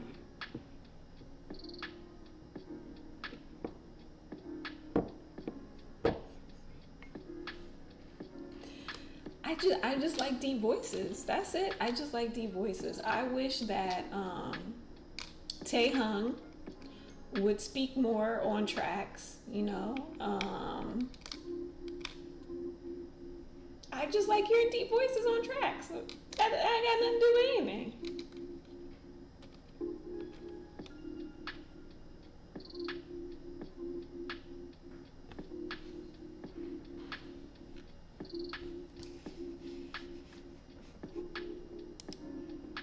I wonder why it's in a rough spot. It's in a rough spot because, you know, my baby is feeling down and low, you know, that his brother is gonna have to go to the military. That's why he haven't been posting on the Instas and keeping us up to date if he's been eating or not. You know he going through it. Everybody about to go to the military. So I'm gonna come get you.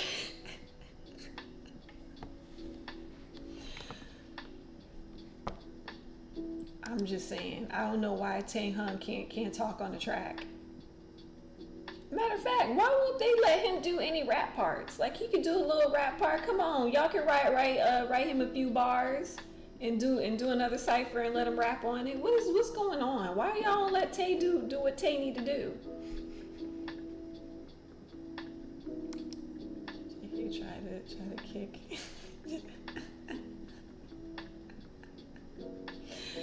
JK was trying to kick Jin out the house because Jin didn't know how to act in people's houses, okay? You can't come put grapes and whipped cream all over people's dining room table. That's not good guest etiquette, okay? You just can't come mess up a man's kitchen like that.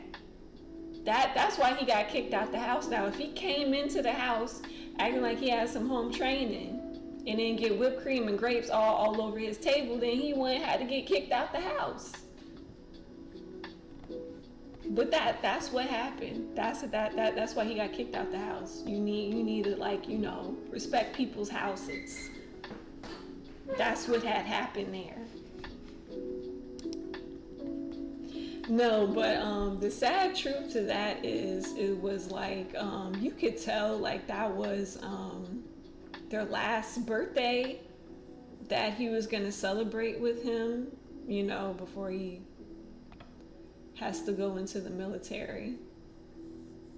I think that's why he went out of his way to come to his house. Oh my God, talking about Jin.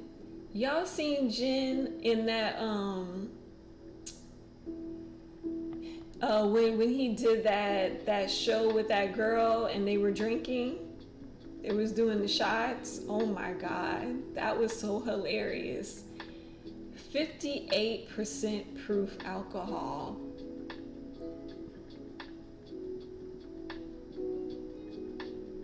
How do you drink that?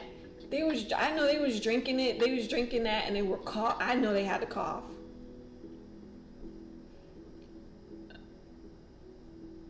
I don't know where did she get that alcohol from? How did you get 58 proof out? Where do you get that from? And they were doing large glasses trying to drink. Oh my God, I can't. I do think that it was really funny when they were playing that card game and they were teasing each other, trying to beat each other. But oh my God, he was so stiff. She got so drunk because of him, trying to get him to loosen up. Oh my God. Your homegirl passed out in that bathroom. She said, give me 1 minute, and straight up passed out.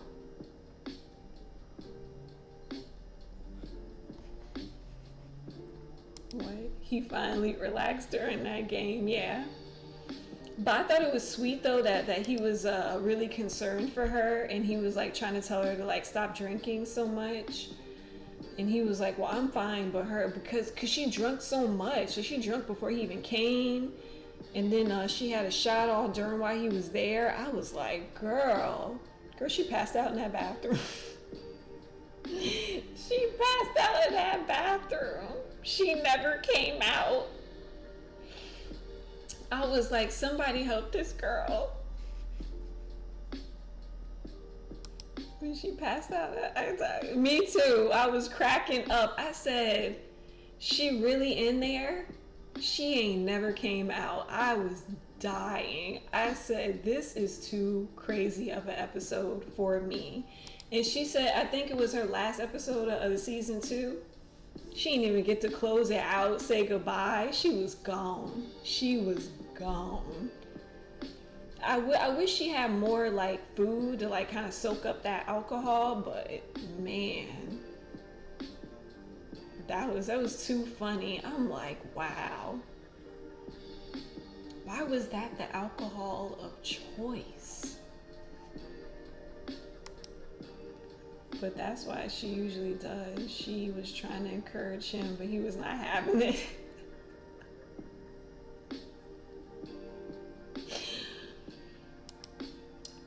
I don't know why Jin was acting like he couldn't drink nothing. The whiskey and the tequila him and Yoongi drank together, trying to act like he too good for alcohol. The stuff y'all be drinking, y'all go through a whole bottle of tequila. What you talking about? She was also nervous. Was she? I knew she was nervous before he came, but if you nervous, you still don't gotta drink the 58% alcohol though. You could just get you a little shot and then work your way up. She went straight to it. I'm like, are you trying to interview him or pass out? Pick what you're trying to do here. But yeah, I thought that was really funny. And then this week I seen the interview with Pharrell and RM. I seen that interview, And I thought that Pharrell gave him very solid advice, very good solid advice. I am willing to pay Pharrell for extra therapy sessions for RM. I'm really, Pharrell, what are you charging? We're gonna try to get this money up to pay you. I think that y'all need extra sessions together. I think Namjoon really needs you, and we're gonna try to get it together, Pharrell. How much are you charging? Because we need a price. Because we need about, I don't know, four more sessions. We need 4 more sessions. Do you accept insurance, Pharrell? Do you accept insurance? Because we can pay through insurance if you accept the insurance. But yeah, I think he said a lot of things that RM needed to hear as an artist, trying to maneuver his way through this industry and what to do and all that stuff.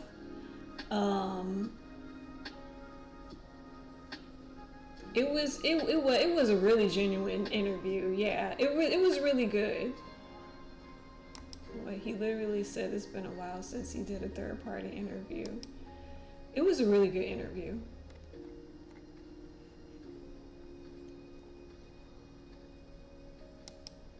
What the interview was told was trash. Yeah, you gotta watch it. You gotta watch it.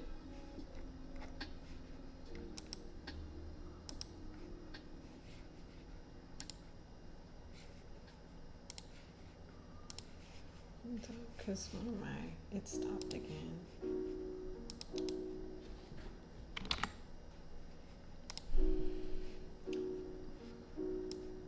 What Pharrell ain't. Wait, ain't Pharrell a thief? That's what I heard. It was excellent, deep, and genuine. Yeah, it was. Pharrell's a thief. Yeah, not a thief. Basically what happened was that him and Khalees got into a deal where Pharrell had all of her publishing rights to whatever songs or whatever he made for her. Unfortunately, Khalees didn't understand the deal and didn't know that deal. So when it came time for payment or whatever, she realized that she was shafted. Now, one thing I do blame about Pharrell is that if you know that your girl got shafted, why are you not, you're rich enough to make provisions to make sure or to rectify, like the situation. And I really feel like when I hear Pharrell talk about it, I feel like he feels as though it was a situation that was out of his control, like he didn't have any control over what happened. But I have to read more into it and do more research. But besides that, it still doesn't take away from the good advice he really gave RM and what RM really needed to hear at that time. Like, he really needed to hear someone tell him that going solo is good for you. It'll give you some fresh ideas. He really needed somebody to really tell him that,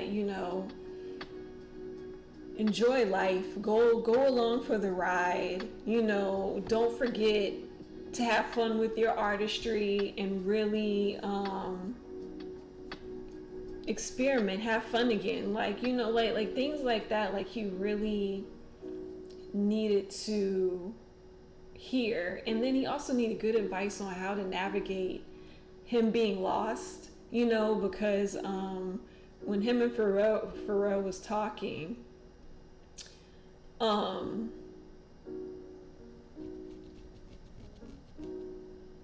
Pharrell was saying that he was also in a place where he was kind of like lost too, creatively, and like how he was trying to work through it and everything like that. So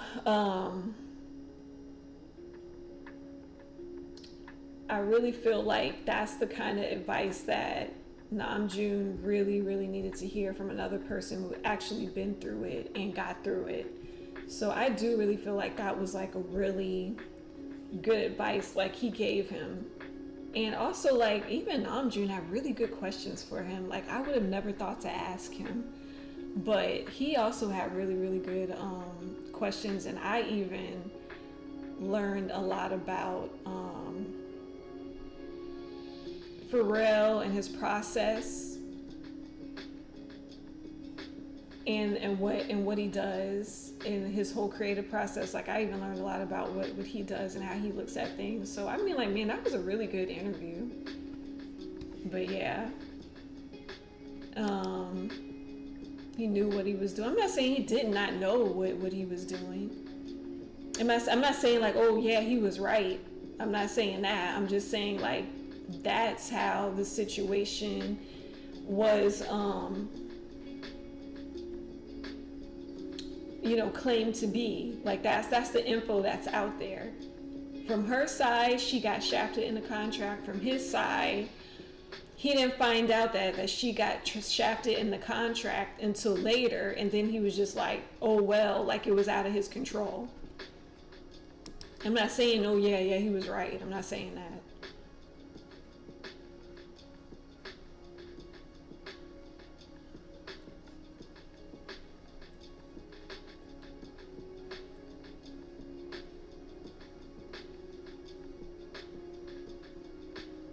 Yeah, because like he had plenty of times to try to like make it right, and he didn't. So,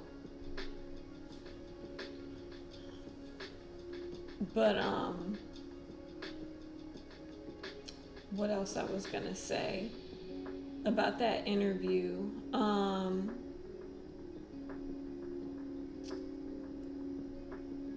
I also thought that I thought like RM's questions was really good.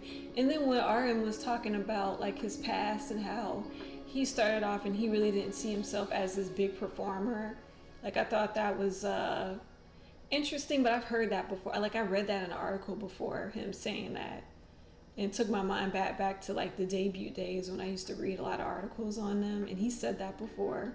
Like he didn't think that he would have made a good performer. He just wanted to be like, like a studio rapper. But he really did work his way up into being a good performer. And then I thought another point was interesting was when the whole subject of like, dealing with all of that energy, when you're on stage and like how you handle like all those millions of people and stuff, and how like Pharrell was like scared of that. Like every time he got to a point of popularity that, he'll go on the stage and then he'll get scared and like take a step back. And I thought like, wow, I wonder how many singers feel that way. Who could have been like really, really, big, but they probably had to step back because they just felt like it was all too much for them. Like that was an interesting perspective. I was like, I wonder how many singers like really felt that way, and like how many singers really like, go for it and don't have a problem with that. Cause like I was even thinking about myself, like, dang, if I was a singer, would I be able to really handle performing in front of that many people and having that much energy back at me? Like, yeah, but I thought that was an interesting point of that whole interview. But yeah, I really liked that interview. I really did. And he gave RM really, really great advice on that one. So, and I'm very interested on what this collab gonna sound like. I'm very interested on what this collab is gonna be like. Cause Pharrell said, when I first met you guys, I wanted to say, F it, let's go straight to the studio, let's go. And they would have been down. I know them. They would have been down. They would have been like, okay. Okay, give us a minute. change out of these clothes, and we gonna meet you at the studio. That would have been a wild night in the studio. But yeah, I'm very interested to see how this collab gonna go. This should be very, very interesting.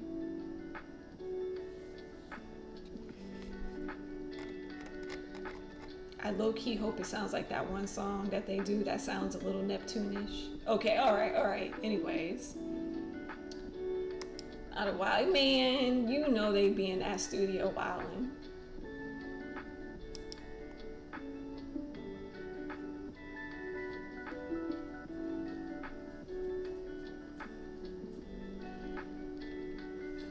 So, yep.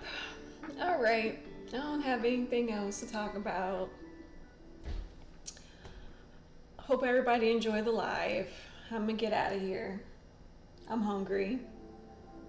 And I'm about to watch me a good movie. I got my little projector. I'm about to, watch me a good movie. What? I'm low-key least interested in JK because I feel like he gonna do bubblegum pop. Get your man.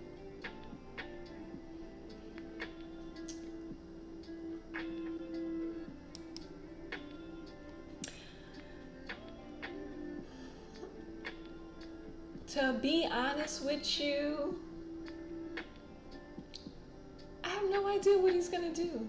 I feel like it ain't even gonna be bubblegum pop. I feel like it's gonna be a mix of something. It's gonna be a mix of something, and we're gonna have. I literally feel like we're gonna have at least 1 or 2 anime songs, but I think the rest is gonna be a mix of something. I don't think he's gonna do straight up bubblegum pop though. I don't think he's gonna do straight bubblegum pop. You know what kind of music I think he might go more towards, like maybe Harry Styles and Charlie. But I know he's gonna have one anime anthem. I already know. I can already tell. We're gonna have an anime anthem, and I can already tell you we're gonna have something slow that sounds like "Still With You." Man, this is the great thing about JK. Like, he's a wild card, so we don't know what we gonna get from this man. He needs to do R&B and give what Taman Jackson was given. Please, God, no. Please, God, no. What is you trying to do to me, girl? You are trying to put me in an early grave? I'm already old. You trying to kill me at 50? I ain't gonna make it past 50. You do not put the curse of the BDSM music upon thee. He does not need to do no BDSM. That's it. May is banned from the chats. She can no longer come to the lives. She is trying to conjure up spirits that don't need to be conjured up. He does not need to do that kind of music. Look, we gonna have an anime anthem. No, I don't know nothing about the youngest artist. Don't do this, May. Don't do this. We're not. No, he don't need to do that kind of music. He's fine. He's good. Girl, trying to kill me. If My Time performance wasn't bad enough, we might have to ban you.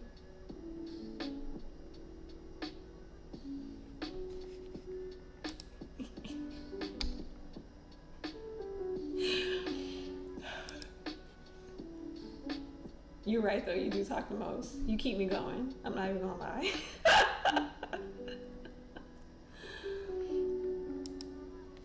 I'm curious as to what his World Cup project. Oh my God, me too. I cannot wait till that come out.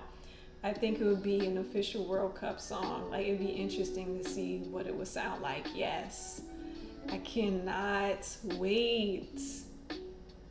I wonder what he's doing in every, oh my God, I can't wait till it comes out. Cause you know that's his first little solo thing. Okay. I ain't done nothing he's supposed to be. You are conjuring up the spirit of BDSM music up. And we only have one king of BDSM music in K-pop, and that is Taemin Jackson, and it belongs to him, and he needs to serve it. Leave JK out of this. Hey you, hello, welcome. Welcome to me talk crazy for an hour. Jeez.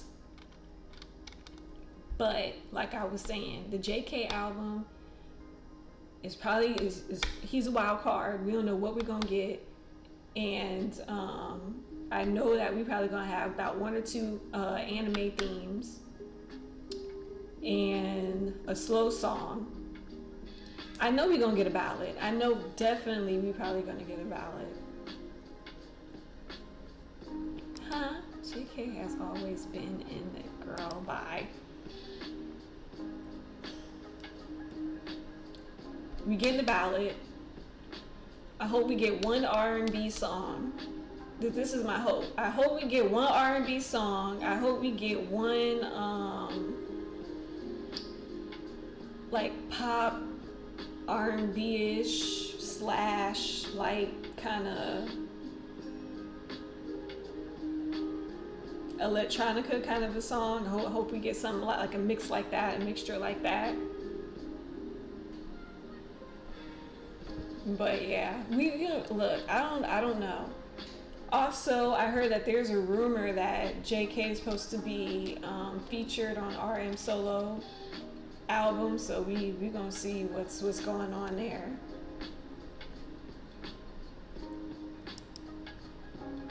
By the way, did you see that a producer who has worked on many hits, big name artists including MJ? Oh yeah, I sure did. I seen that. Is it that it was a producer in one of those countries? But yeah, I seen that, and I was like, do you think he reached out to him and was like, let's work together? I hope so. But what are you doing on this live session? I came through your channel. Oh, we're here. If you're joining, we're here. We're just talking about just K-pop topics. Right now we're like talking about BTS and what can we expect on JK's solo album. We're just talking about random K-pop stuff. But usually before we get to the random K-pop stuff, I do a reading on K-pop groups and stuff. So yeah, sorry you missed that, but if you rewind to the beginning, I start my whole GD past life reading. So that's what we do on this channel. So like right now I'm just randomly talking about K-pop topics. What? Forever the fanboy, huh, JK? Who was it called? It was called Red Dun. Yeah, I hope that he calls and work with JK.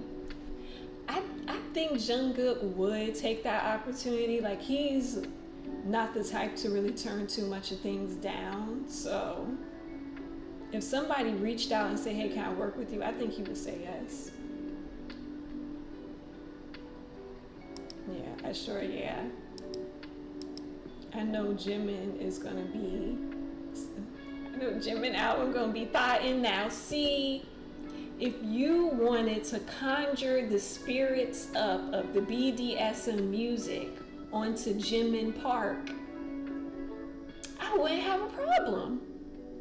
I would not have a problem. If Jimin wanted to summon the spirits of Taemin and do that BDSM music, I'm here, baby.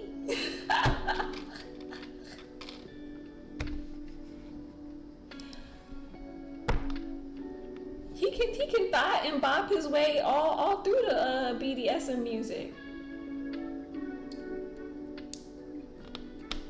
I know from Jimin on the solo album, we gonna get a good R&B track. We gonna get Usher-esque like things. I wonder if we're gonna get a ballad. We gonna get a poppy track. Like you want a bubblegum pop? We probably gonna get it from Jimin. Wait, back to back, so I can. So you can get fed. I feel like Jimin Park's album. Wait, as long as Jimin doesn't do high notes, I'm good. That's his signature. Is to do the high notes. You know that's Jimin's signature. How you gonna take the high notes from Jimin? We gonna get a pop song from Jimin. You know we gonna get a pop song from Jimin. Stop playing games. I hope that we get a dark song too, like Lies. Cause I really liked that song. That fit him too. And then I hope we get another song like Serendipity. Oh my God, I hope we get another song like Serendipity. That's my song. Out of all of Jimin's solos, my most favorite is Serendipity. It's special.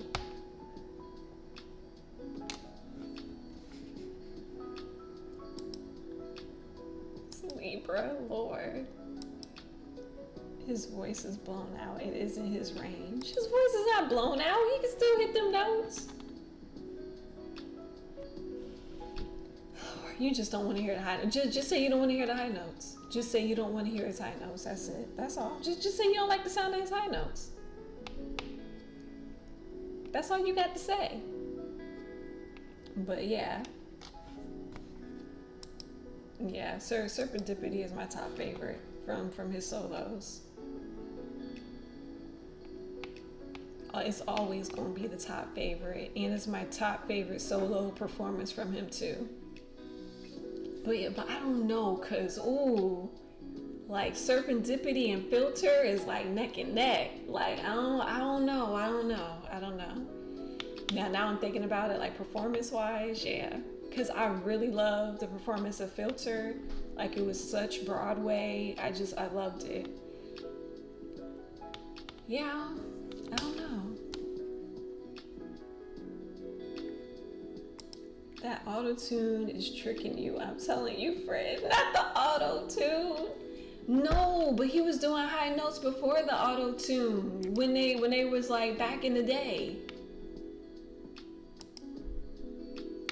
I think RM helped write Serendipity is one of my favorites. Yeah, he did. He helped pen it. Yeah, he helped write it, and I always remember that he did it because a member was trying to I think it was Tay, if I remember correctly, was trying to tell Jimin that he needed to thank RM. For the song. I'm like, Lord, okay. Yeah, love Jimin's voice in Serendipity. Me too. It's magic. It was magic.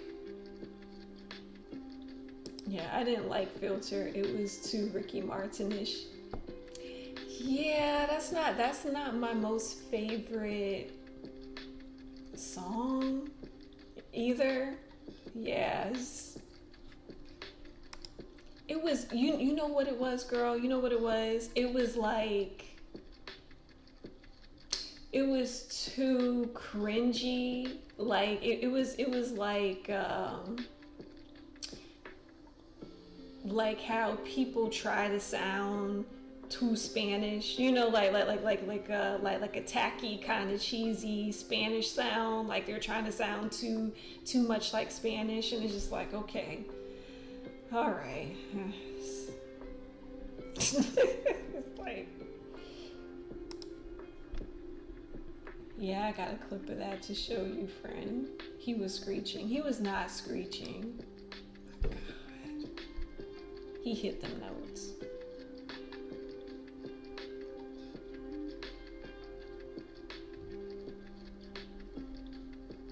Girl, you know what you sound like, May?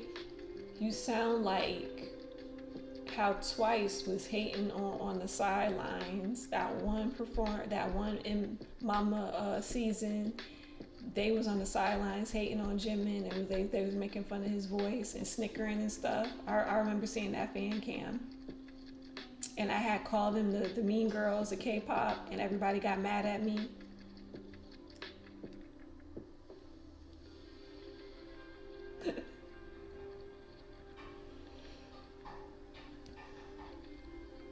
That if you gonna send the clip, send me a clip of back in the day, not recent, but back in the day when they first started. He was hitting all them notes just fine.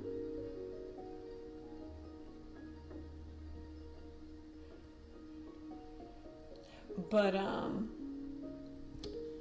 yeah. Yeah, I wasn't a fan of that Filter song, but I do really like the performance to it.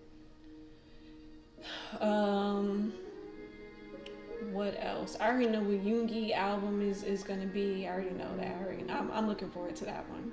I hope that can get me through another tough time in my life.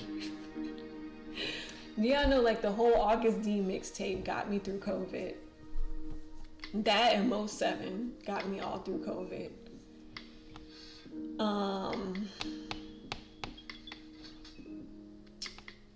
And then whose other solo album we supposed to be looking forward to? I think that was it. Just those three. Because RM stuff is about to come out. So yep, that's about it. Let's see. I'm trying to see if she sent me this clip. Where did you send me the clip?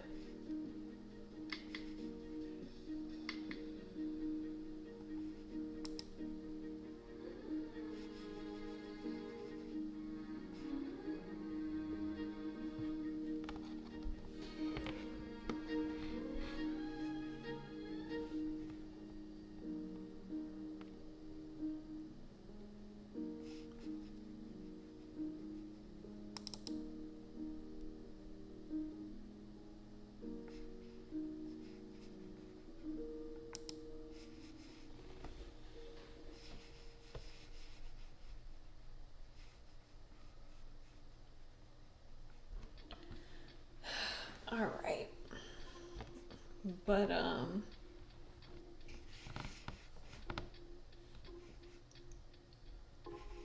you trying to figure out messages on Twitter? Just tell me where the clip is from. I could find it myself. I know all the performances. I know all of the performances. I just wish, man, you would just admit that you don't like Jimin's high notes. Just admit it. You don't like his high notes. You don't like the way he sounds when he hits the high notes.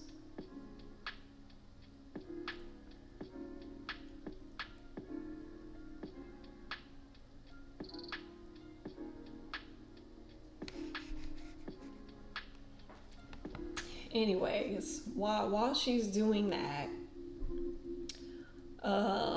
what is the next subject that I can talk about before she decides to send me this?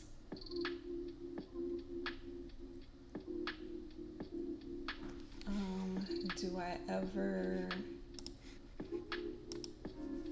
do you ever do live reading sessions where people send money and answer your questions? No, I haven't done that.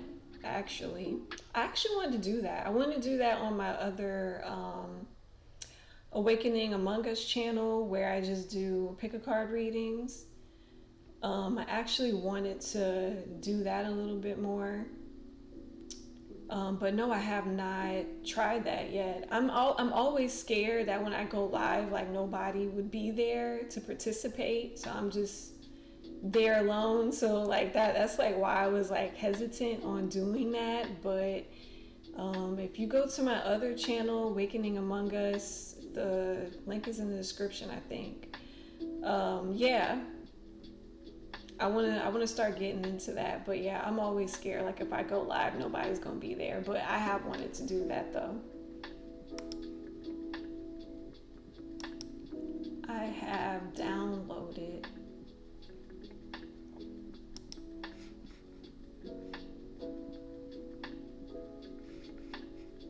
You have it downloaded? That's what you're trying to say? You have the whole clip downloaded?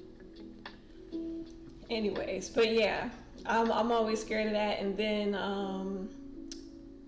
for the Halloween special, I try to give out free readings, but nobody was in my chat. I try to give out free readings to just May, but yeah, nobody was like in my chat for that special. So only did that one live reading for her for free.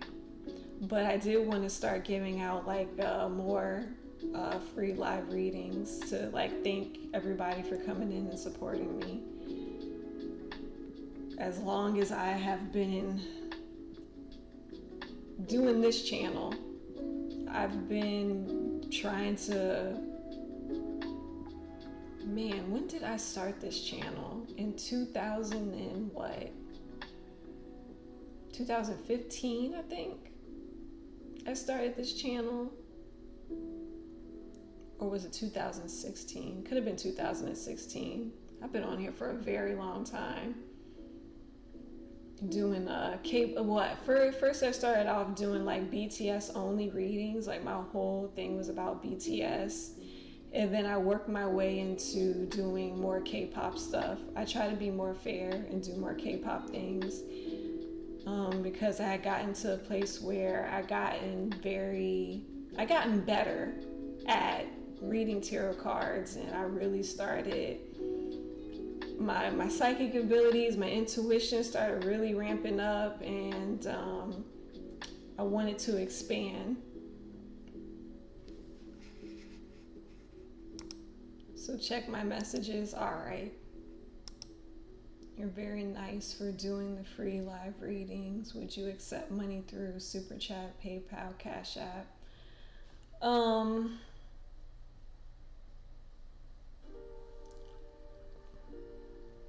All three?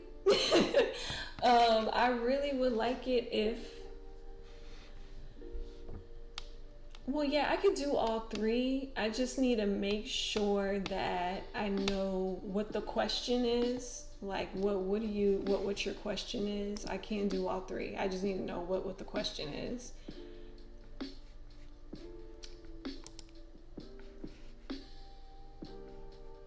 Let me see. What video did you give me?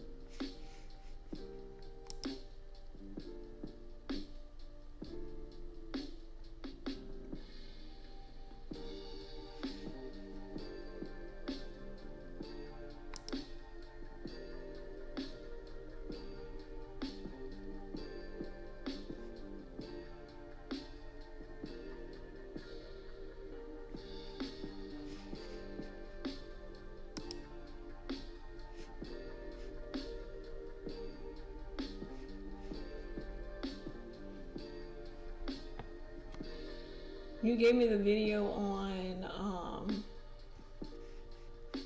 my messages is off. Oh yeah, I had to turn my messages off. Like random people were like adding me to groups.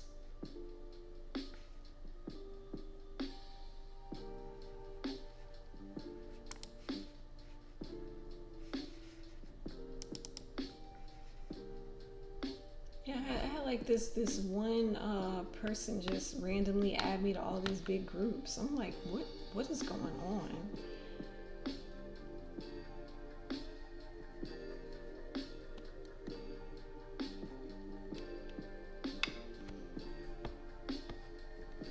I am trying to message you instead.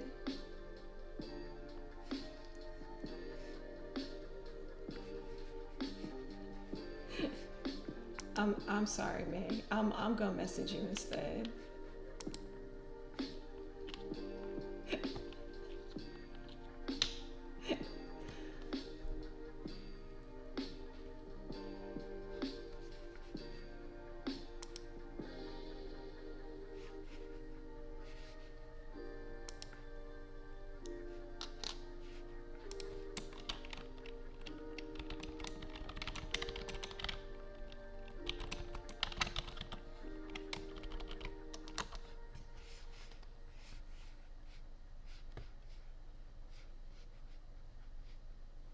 All of this, May, and all you have to just admit is that you don't like Jimin's high notes. That's all you got.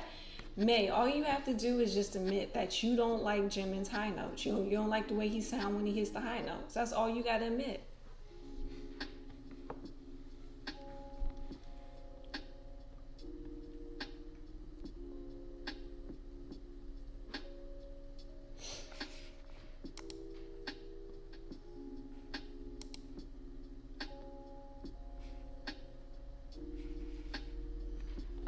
So weird, like my chat box isn't coming up. Okay, there it goes.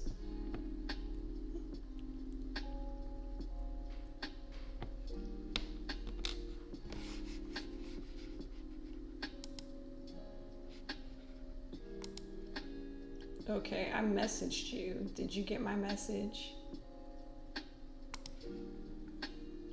I am about to close out of some of this stuff because my computer is starting to run slow. All right.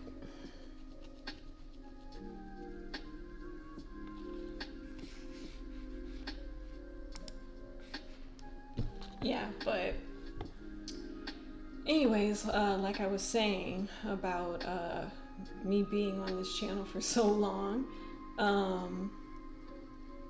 but yeah, I'll try to probably do more live readings like on that other channel.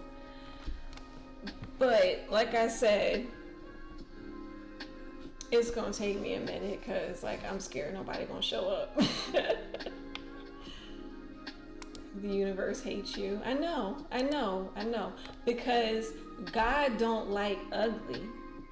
May, God don't like ugly. God don't want you saying nothing about Jimin high notes. That boy worked way too hard, too insecure about his voice for you to be sending clips like this. Okay, May? He worked way too hard for you to be like this to him. How much would you charge if you were to do a live tarot reading? Oh, sorry, I'm mad. No, it's fine. I like the energy you give off. Thank you. I know 2 people who do readings live, and I think that's why you popped up. Oh, okay. How much would I charge for a reading? For live readings, I wouldn't charge too much. Maybe, I don't know, 5.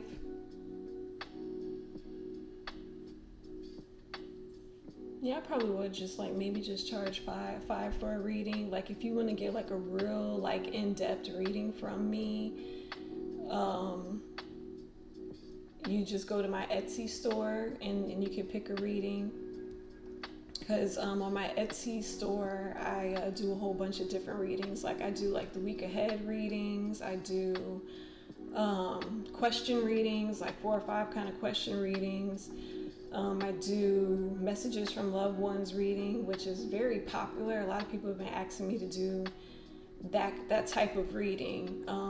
Chakra readings, spirit guide messages readings. Like I do more in-depth readings and longer readings on there if you go to my Etsy shop and order a reading. I think for my live ones, I would, probably not go as in-depth, but yeah, probably like just $5 and keep it moving. But yeah, no, it's fine. You can ask me. I don't have anything else to really talk about. What? That means he's already aware about how he sounds. No, that does not mean that. what that mean is God don't like ugly, and he is protecting Jimin Park from people who don't like his high notes. That is what that's about, May. You might as well just admit that's what this is about.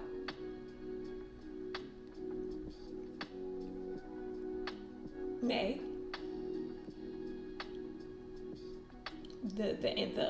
You keep on forgetting. BTS is very protected, okay? They have all the angels on their side protecting them. They have the ancestors. They're a very, very protective group. So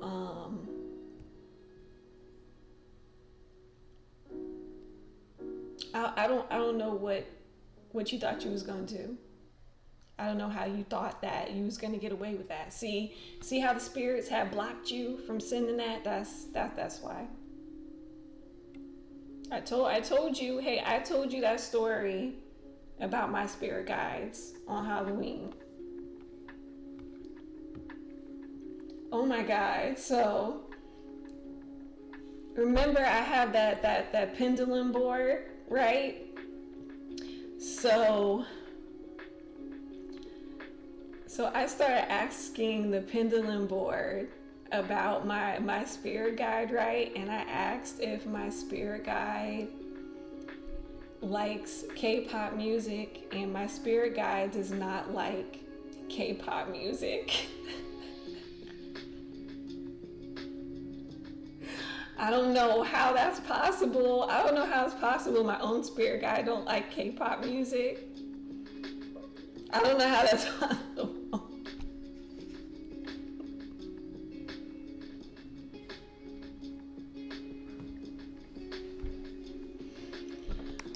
Wait, I'll find a way to send it to you one more. Okay then. Wait, protected, not untouchable. But yeah, I found out that my spirit guide doesn't like K-pop music. I don't know how that works, because K-pop is a big part of my life. I don't know how that works. But she chose me, and I don't know why.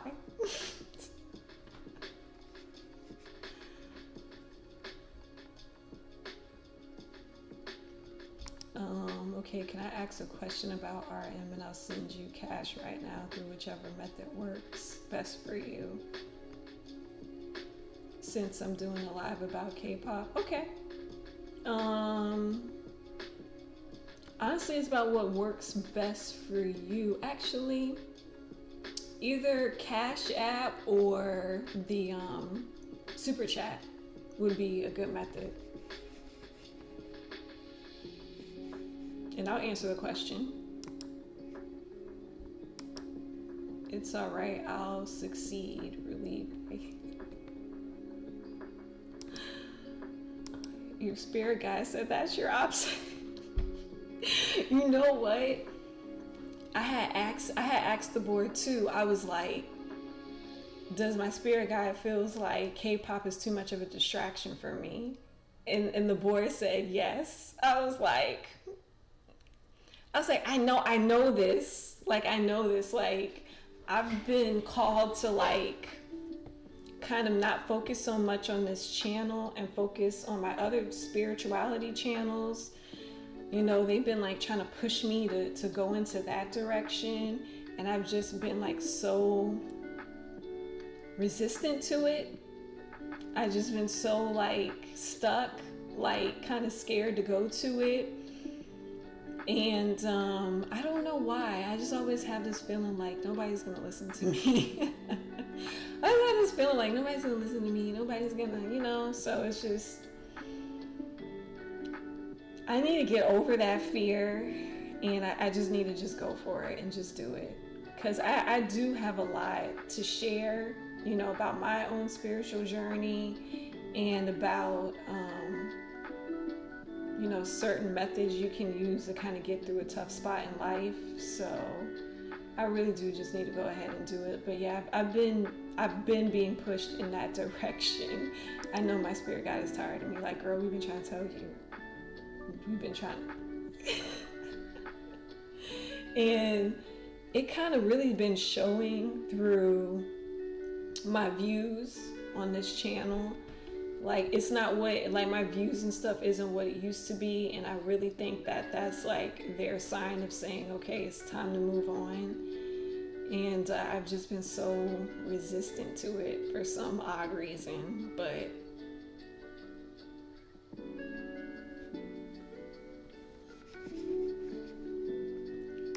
she said other interests, love. All right, cool. So what's the thing? How is RM currently feeling right now in life? All right, come on, let's get these cards out. How is he currently feeling about life right now?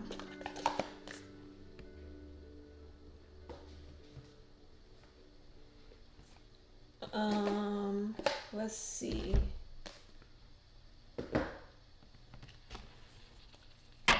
I'm curious too after that Pharrell interview.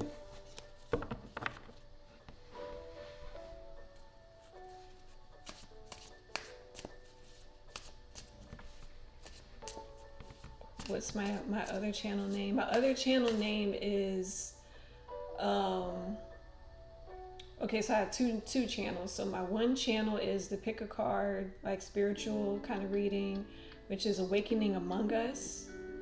And then my second channel, which is more about spiritual topics, is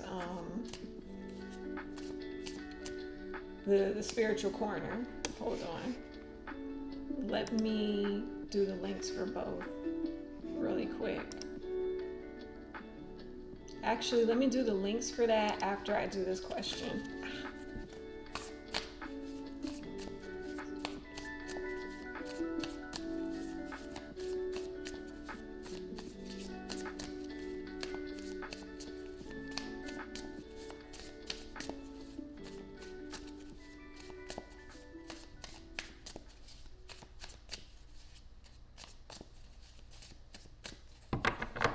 Let's see.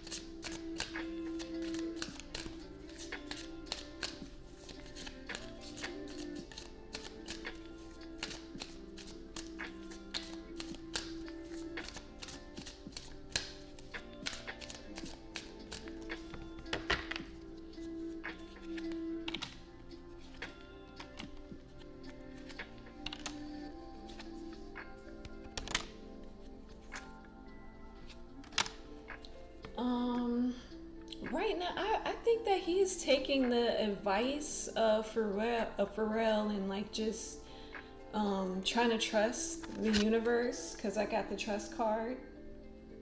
Let's see, my card says trust. So I feel like he is trying to trust the universe, trying to go with the flow. Right now he's feeling about life is like work, because I got a lot of work cards. I got a lot of trying to manifest something card, because this Knight of Swords and the Musician, like he's like really focused on this album, trying to get it out, whatever. I feel like he kind of feels a certain amount of detachment about life right now, like kind of detaching his emotions right now. He's also trying to balance off something. He's trying to balance off his inner spiritual world, and then he's trying to balance the reality, the material world. It's like he's doing a balancing act right now. I really feel like he's just trying to balance out life. And then I have like this Embrace card, which is like, I think he's trying to just go with the flow and see what the results are. He's feeling very nostalgic about life because of the Six of Cups. As you can see, the young boy turning into a man. And I really feel like he's looking back on or reminiscing a lot about his past and how life used to be for him. And I really feel as though he's really kind of just thinking about the good old days. And I think trying to take inspiration from there. Let's see, any more cards? Yeah.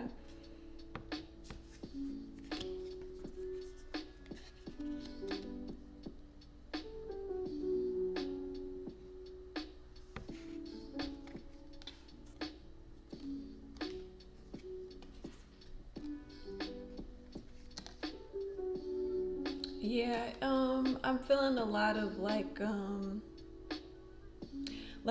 he's trying to go with the flow. Like he's trying to like go with the flow right now. He's trying to open up. He's trying to be open. He's just trying to simply love. He's just trying to put whatever is out there. I got the win or lose card. I feel like with that card, like he's just trying to put his music out there and just whatever it does and just trying to like detach from it. So right now life to him is kind of like work right now. He's just feeling like it's work. He has to kind of detach from it a little bit and just go with the flow, just ride it out. I do see a very good opportunity and success for him in the future. So yeah, I think too right now he is like just trying to like just simply enjoy life, trying to just simply enjoy, you know, the members while he has them, because I have that family card up here. So I really just think right now he's just like just trying to enjoy what he can right now. He's trying to enjoy his life. He's just trying to detach from his work. And I think he's really just trying to go with the flow of the universe and really trying to listen to himself, because I got that Crowns card. So I really feel like he's trying to listen to his inner self a little bit more, which is good, because like in a future, and not a future reading, but in a past reading I had of him where he was very confused and he wasn't listening to his higher self. He was like really cutting off his higher self and not really listening to his intuition. And so now I think since he called that break and can have some time to think to himself, I really think like now he's trying to listen more to his inner voice and his intuition. Like now he's more open to that. But that's currently how RM is feeling about life, really. So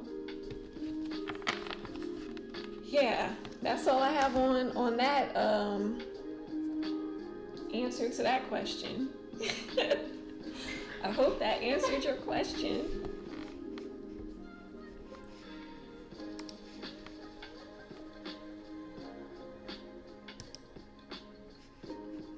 That was a really good thing. You welcomes. You welcomes. All right, let me get my my links to my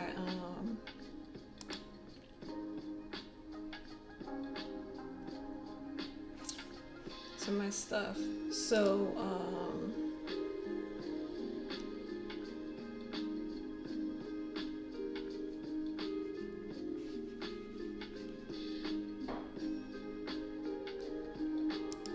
isn't it what I needed?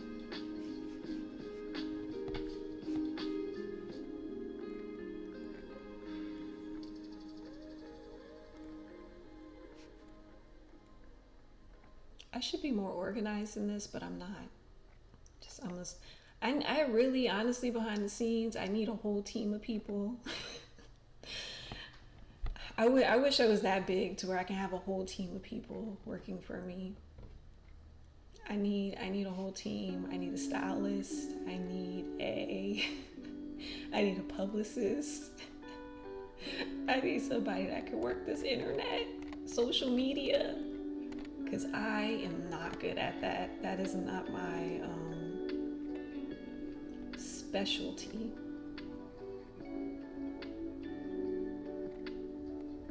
All right, let me see if I can pull this up another way.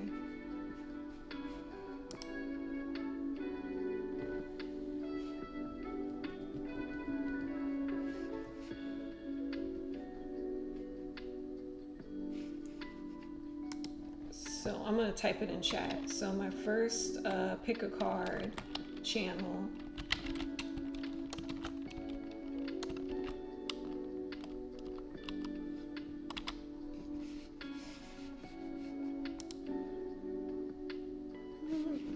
It may happen, my wish. I hope it does one day. And I can give me a whole stylist team. Like, cause like behind the scenes, like I literally have to do every single little thing and try to do makeup in between everything. Try to do makeup in my hair in between everything.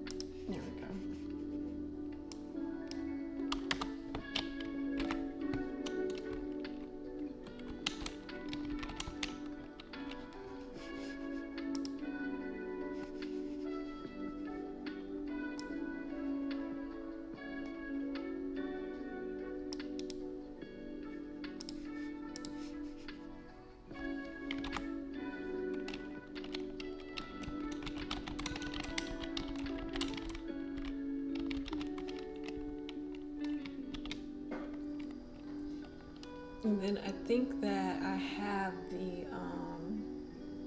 the links in the descriptions to both of those things.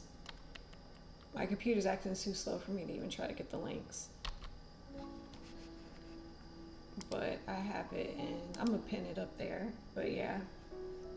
But I'm gonna add the links in the description. Hold on. I thought I already had it in my description.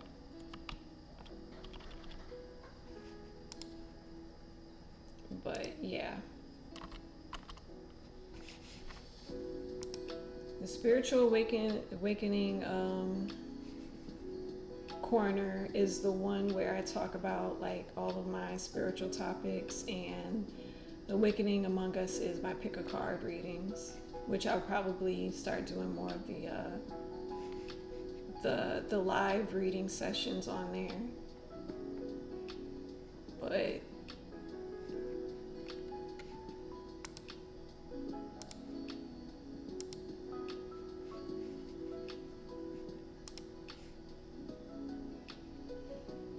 those are the channels, ladies and gentlemen. Those are the channels. But yeah, I wish I had a whole team doing this.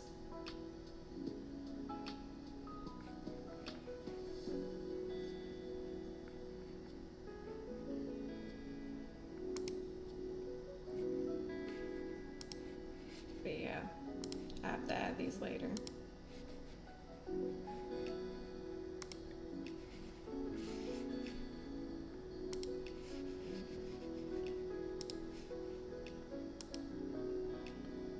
No, I do. I need, oh my God. You're so right. I really do need to. I need to. I just need to just put myself out there and just do it. You are so right. I would do it if I wasn't old. So. I'm gonna tell you, like, I am not perfect and good at social media at all. Like, I literally have to like watch a video and learn how to do certain things. Like I literally had to like watch a video and learn how to just set up all of this that I've set up. Like I'm getting pretty good, but I still have to learn, you know, and I'm still not good at social media. I mean, like, you can see my followers, like, I suck at social media. And I'm just not good at like consistently posting things every single day. Like I just don't have that talent. Like I wish I had like the talent like you know, people do, where they, you know, they could just post something and everybody loves it and a lot of followers. I just don't have that talent.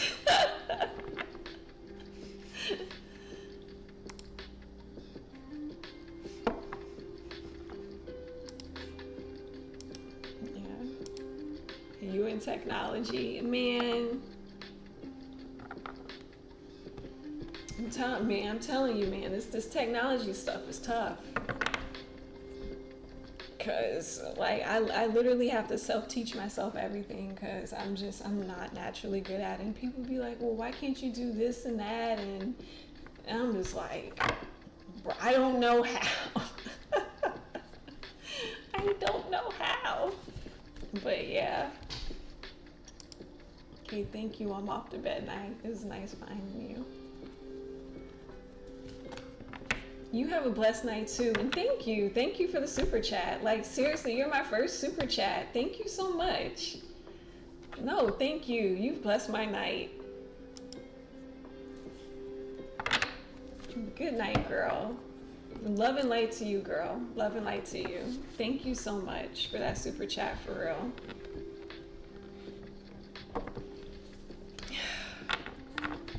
All right.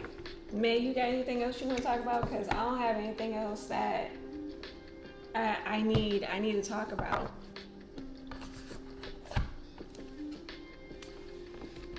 I'm about to get off, May, and you can talk to me on Twitter. And I'm about to watch me a nice movie or something, and I need to eat. I have not eaten all day. I know I'm bad at that. I need to really eat 3 times a day, but I'm bad at eating 3 times a day. And I need to stop that. But yeah. What I gotta do, tell your guys to help find you a job. You need help finding a job. All right, you know what? I'm gonna see what I'm gonna do. I'm gonna see what I can do. I'm gonna see what I'm gonna do, because my spirit team is strong. Also, oh yeah, I'm gonna message you, because I actually have a manifestation method that really actually works. Okay, because I've tried a lot of different manifestation methods that didn't really work, but this one definitely works. I'm gonna message you. So let me get off of here and give me something to eat. And I hope everybody has a blessed week. You know, whatever comes up this week in the crazy K-pop world, we are going to chat about it. And yeah, I can't wait to see you guys in my next live. I'm not sure who I'm gonna do, so we'll see. So don't worry, May, I got you. I'm gonna talk to you. So everybody, have a great week. Again, thank you, Marikaya. Thank you so much for that super chat. Thank you, girl. And yeah, I am out. Everybody have a blessed week. Have a good day. And love you lots. Already did Everglow, May. Anyways, love you lots. Bye. Everybody have a good night.